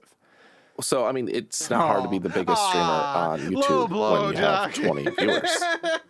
Well, he pulls big numbers, man. I'm just saying, YouTube gaming is terrible. Yeah, it's fair. That's a blow at YouTube gaming. Come on, or YouTube Live. But this brings up a lot that I was interested in talking about, because the first thing that comes to my head is this is obviously like a Twitch, taking a step after the whole Ninja debacle, right? They lost their biggest Fortnite streamer to Mixer, and now. Which is not really the way you want to go. It's not usually the way you want to go. They want to take it from Ultra Twitch, which doesn't exist. They can't take the somebody above them because they're still at the top. You know. Exactly. Yeah. It feels like another weird move. Like I don't know. I feel like a lot of the moves Twitch has made since this whole thing, a lot of it has really given off like a bad look, like kind of like a desperate kind of look, and it's like, you don't need to be, you're still at the top. You just got to, you got to stay there. You got to work on staying there. But no, like, go ahead. I a lot of this stuff like the Ninja thing happened this month. It happened 26 days ago. Yeah. Business can move kind of slow in this regard.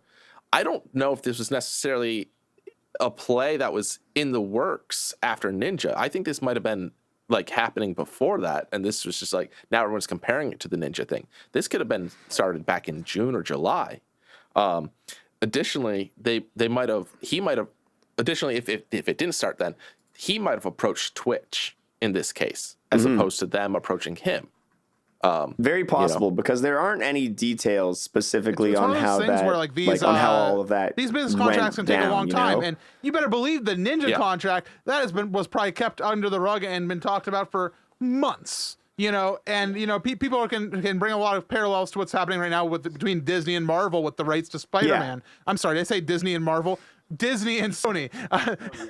Disney's gonna beat itself up, but no.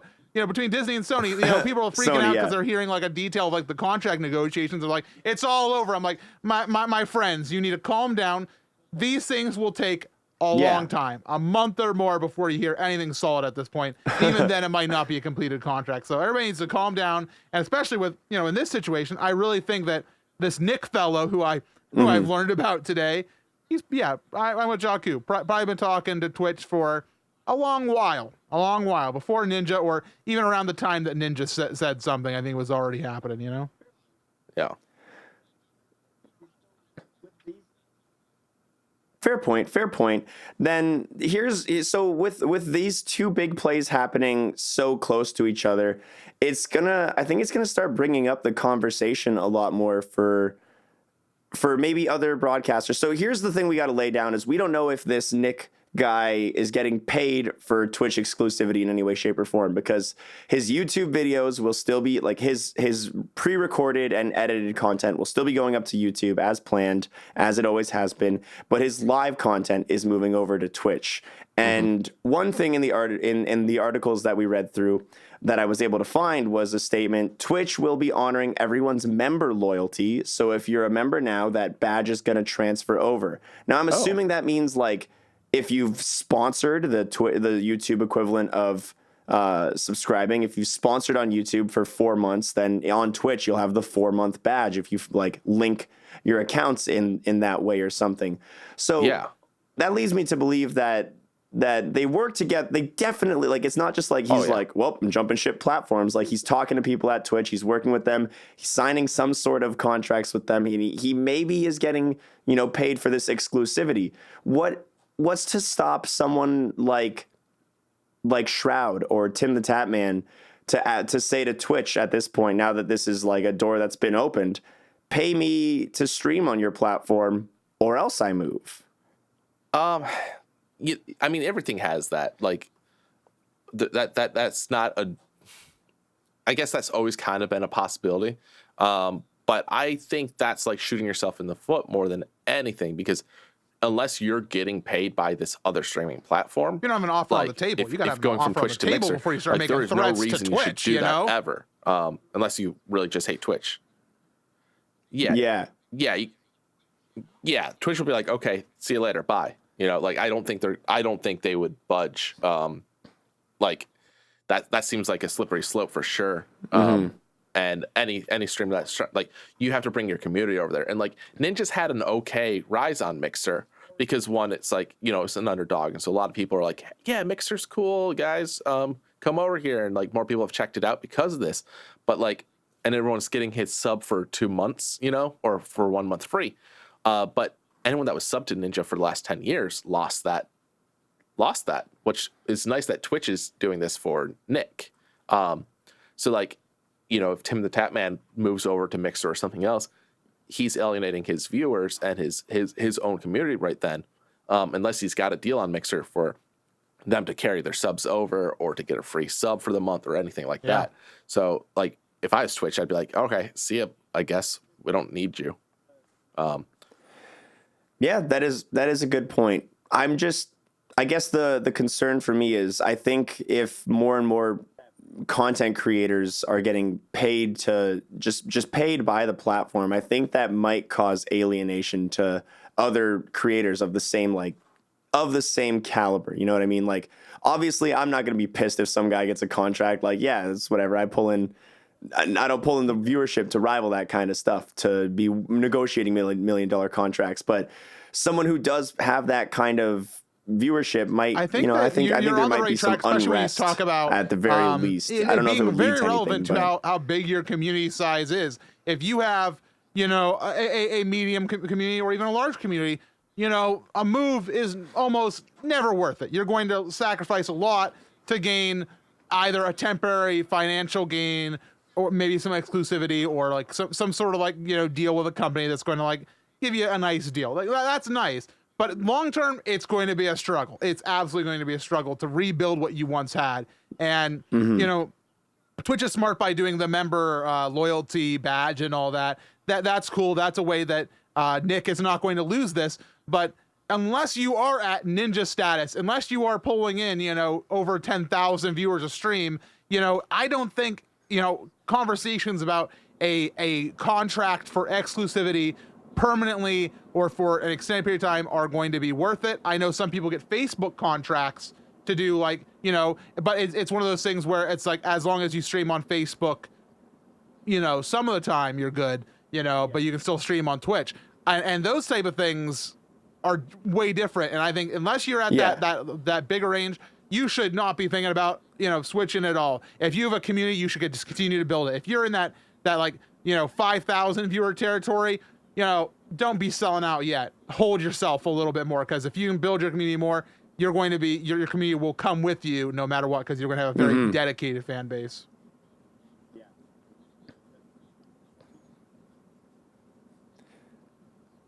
Yeah. There's, because a lot of people who watch broadcasts, who probably watch any of our broadcasts, are part of our communities, but they're also part of the extended communities, like the Zelda community, the Mario community, the Twitch community.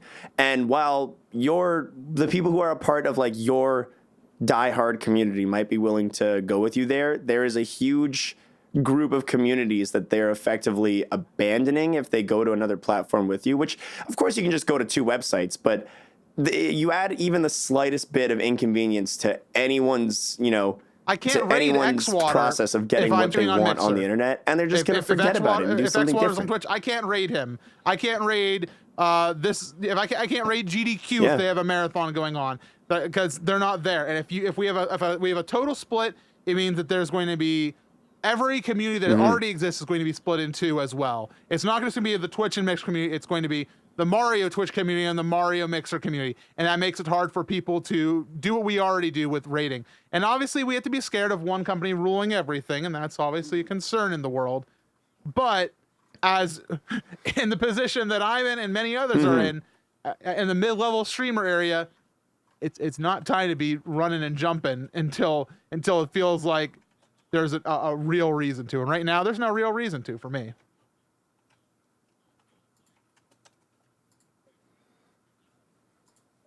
Yeah, absolutely. And additionally, so like he might be the biggest on YouTube, but I have to imagine that definitely works because of his subscribers on his normal videos, getting those alerts like, hey, I've gone live. Come on over to my live stream. So it's going to be interesting to see if people pick up on that change. And I'm pretty sure this is something that Twitch has said you can't do anymore, because a lot of people were doing this that had large subscriber counts on YouTube. They would start a stream on YouTube and on Twitch, and it would be like, hey, come on over to my stream or actually YouTube enforced it. It doesn't make sense for Twitch to do it. So YouTube would enforce, like, you can't do a live stream saying, like, come on over to Twitch for the 5 minutes to get people over here. So, like, I think it's going to be interesting to see what kind of numbers he pulls just because of that alone. But hopefully, with the few videos he can put out for that. Yeah, I'm sure he'll have like parts in his videos for the next little while that are like, hey, by the way, if you've missed my streams, it's because they're on Twitch now, guys. So get on over to that link, and that's all that standard YouTube. Do we have any sponsors on this podcast? Should I be wearing my MeUndies right now?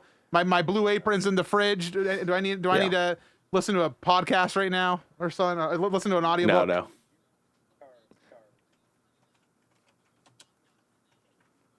No, Zero. We are sponsored by the good people who give us money through Patreon.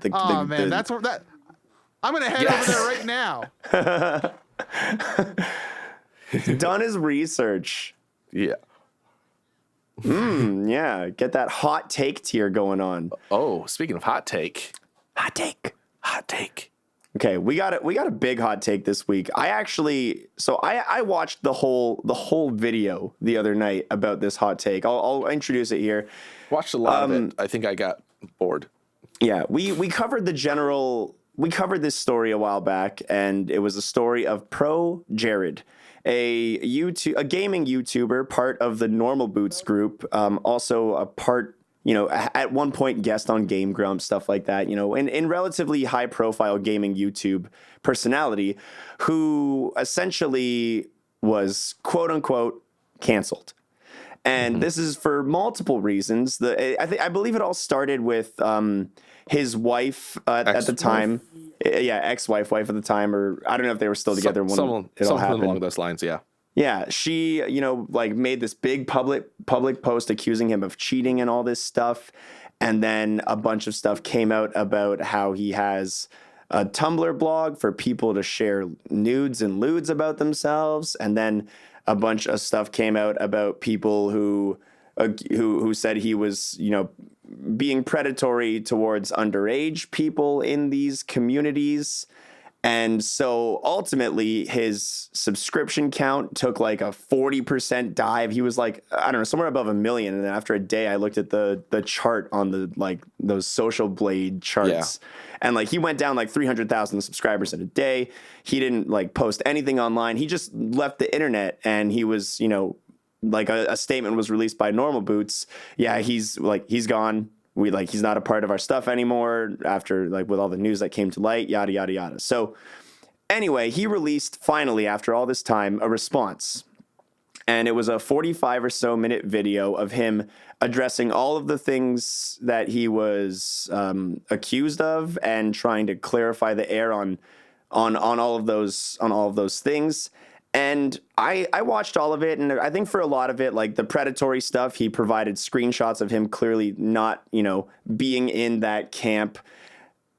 for the stuff with his wife, he claimed that he had been trying to leave that relationship for a long time, and she had, like, he was basically telling his side of the story, that it wasn't like their relationship was already in the dumps. He was trying to leave and she wasn't letting him, all this stuff, like trying to coerce him into staying in the relationship or something, until it all eventually blew up. But anyway, it all came down to, like, it just felt like watching a sad man, like try to dig himself out of a hole he was thrown into. Mm-hmm. And it leads me to this hot take question. Pro Jared, ladies and gentlemen. Cancel or reinstate? Before we get to that, he lost about 270,000 subscribers. And since the video, he's gained 70,000. So he's still negative 200,000 or so overall. But it was definitely a drastic drop, like 25. And he had to... Yeah. And so in the video too, he actually revealed that the normal boots thing was he stepped down he stepped down and because he didn't want that to get dragged onto them, which obviously a little bit of virtue signaling right there. If he's like, I stepped down, I don't want my friends to get hurt. He's obviously, it's an apology video. He's trying to draw pity and everything. Sure. I think the biggest lesson I pulled from this was that it's none of our fucking business, man. None of my business. Yeah, I mean, and so cancel or reinstate. It's hard because here's the thing: like, once these allegations come out, the damage gets done, and then rebuilding from that's tough. This reminds me a little bit about what was this? Tobuscus. I don't know if you guys remember Tobuscus on YouTube. He made a lot of videos. He was kind of like PewDiePie in a way, with like his accents and things like that. Funny guy. Some allegations came out about him, and he stopped streaming. I've watched some of his stuff because I used to be a big fan of his. And then I there's been nothing about everything happened. Yeah, and I was like, I don't need this guy in my life. But curiosity gets the better of everyone. And I checked him out, and it's like, this is not the same person. And I don't think Pro Jared, no matter what happens, is going to be the same person.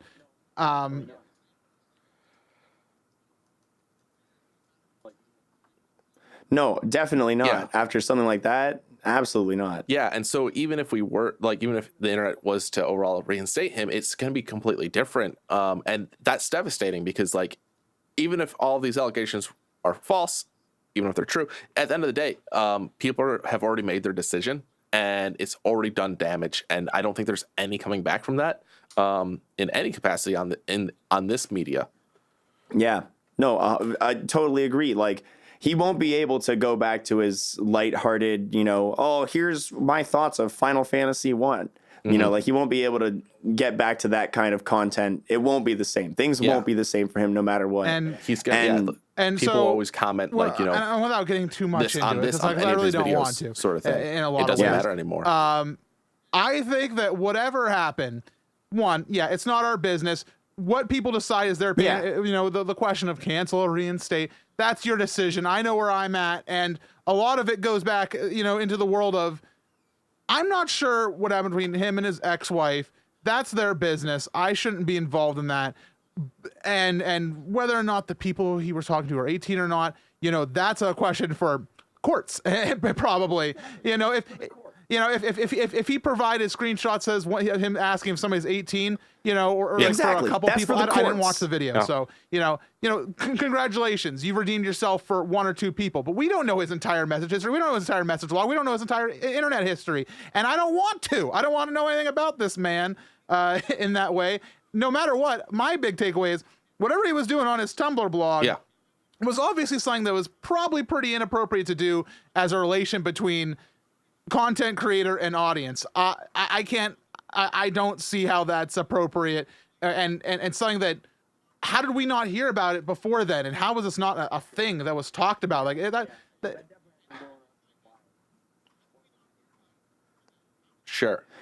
Yeah, because that definitely had been going on for a while. One of the biggest YouTubers who's like, by the way, at the end of my videos, by the way, you should post yourself naked on my Tumblr blog. Yeah. So I'd never wanted to see Pro Jared naked. I have. It showed up in the comments because, of course, I'm curious and I read all the comments, and I never want to see that man naked, but guess what? I did. And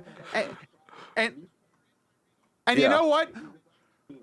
whether or not And that what he damage did is was done, awful, and you can't I think unsee that. he has some It's okay, he's above awfulness 18, that he so needs you're to get safe. through. But whatever anybody else's opinion is, I saw him naked, and I don't want to look at him again after that. And that's where I'm at.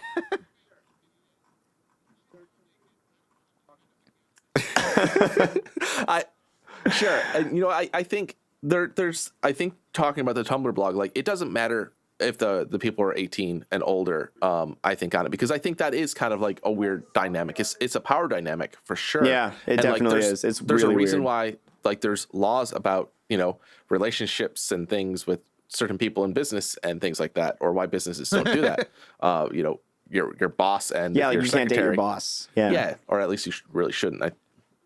It's not exactly the same thing in this because he's not their boss, but like they look up to him and like they are giving him money. Well, I guess that's employee or not employees, but either way, like it's some sort of weird power dynamic that gets played into it, and Like just like any celebrity, and Yeah. you know, or like rock stars and groupies. right.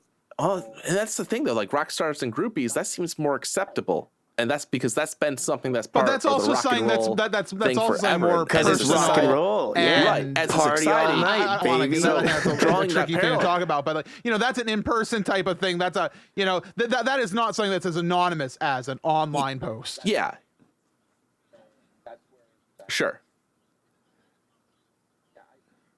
That's true. That is Absolutely. true. Yeah, yeah. That's where yeah, absolutely. I will agree with that. But yeah, I can't imagine ever wanting to be in this sort of dynamic with some content creator like that, where like everybody's in that sort of relationship type thing, and or wanting my viewers to be in that sort of thing. It's overall, it's weird. And I think we're all agreeing like that's the scummiest thing, and like everything else is, you know, his and his wife's business. We don't need any part of it.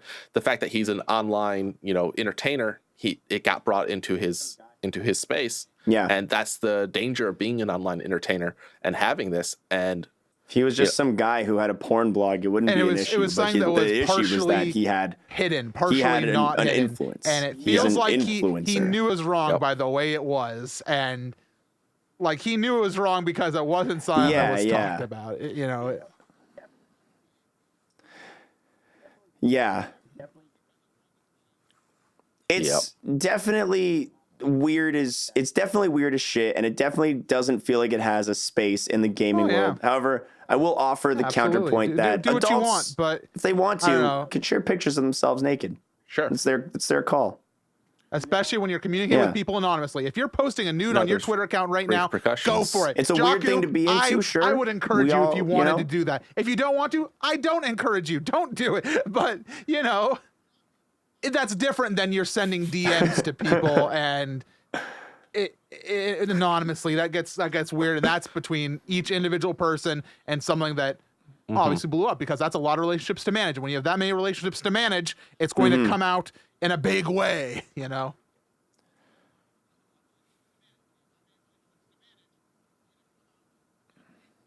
Yeah. Yeah. Yeah. Well, I guess, yeah, I think we can wrap this up with pretty much cancel, reinstate. How about just do whatever you want? I choose worry don't about look it. at him. Yeah. Let the man live. Let the courts take care of any If people want to cancel him, wrongdoing go he may for have it. I'm done. just not looking. Yeah. And then Don't look. don't look. Yeah. Yeah. Like the allegations, whatever they were and whatnot, again, their business, none of ours. If he's completely innocent, it really sucks that this ruined his career. Because it will never come back. Even if the courts come in and whatnot. But that's how it is. When you're an online entertainer like this is kind of what happens. Yeah, it's after all this came out, I deleted my porn blog right away, guys. Yeah, absolutely. All right. Well, that's about all we got for news Lightning and everything. round. Chuck, we got any viewer questions this week? Man, we do. We're 2 hours in. Let's do this though. Let's get her nice and quick. Nice and quick. Questions. I'll give right. you one. Howdy xpuku. What is your favorite game to watch other streamers that you either have no desire to play or actively despise? Keep up the good work, you jabronis. Rated R. Jabroni. I know, That's such a good throwdown. I can't believe we did it. I have no interest in playing Mario Maker 2, and so I watch tons of streamers play that. No, I have no time to play the game.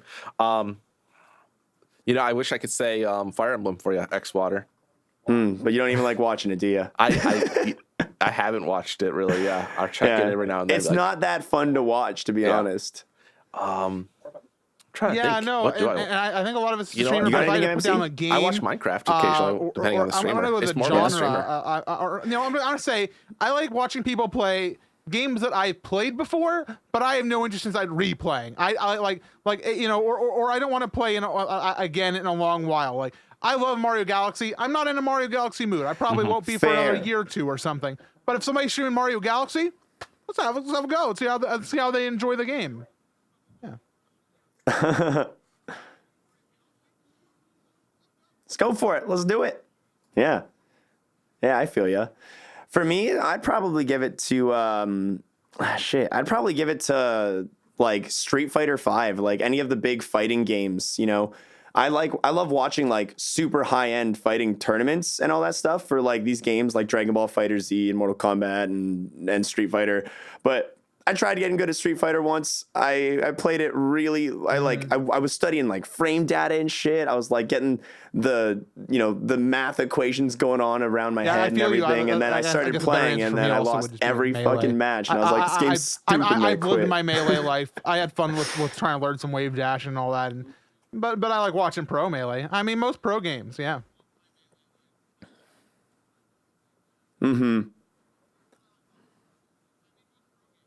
Yeah.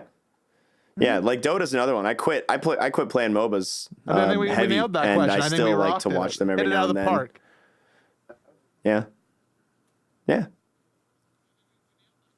Grand Slam, new at Denny's. Wow, that was a home run. They're the sponsor. Full bases fully loaded on that one.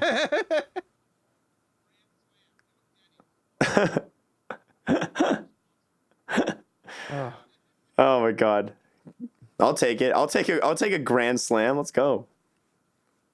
Any other questions, Jaku? Or we don't have time for them. Let's. All right. Yeah. We've been here for a while. MC, man, thank you so much for joining us tonight. I love doing podcasts. I really appreciate you when I first down. got into Minecraft and stuff, and I was really awkward, and I mostly commented on this funny sound effects box they had, and now I feel like an actual podcaster. I know how to hold a conversation and add something to a topic, so thank you. No, it was total fun, and I'm looking forward to seeing you guys in like when this video releases or the podcast releases, like 2 or 3 days. So I'm excited.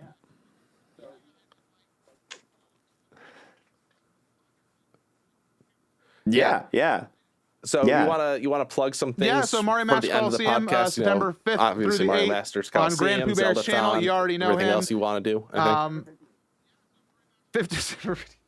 Yeah, that one. 58th. And if you want to check out Zeldathon, you can follow us on Twitter. We're at Zeldathons with an S at the end. Very unfortunate about the S. But no, and I'm SuperMCGamer on everything. SuperMCGamer. And if you want to watch me play Zelda, that's what I'll do for you. Stands for Minecraft. All right, fantastic. MC, again, thank you so much, man. If any of you are listening, want to get us on Twitter or support us on Patreon or YouTube or pretty much any platform, just search Warp World. You'll find us there. Patreon.warp.world is the easiest link to get over there. To all of our people who do support, we thank you greatly. It really means a lot, and it does help keep the lights on for this podcast. So you guys are the real MVPs. Most valuable penis?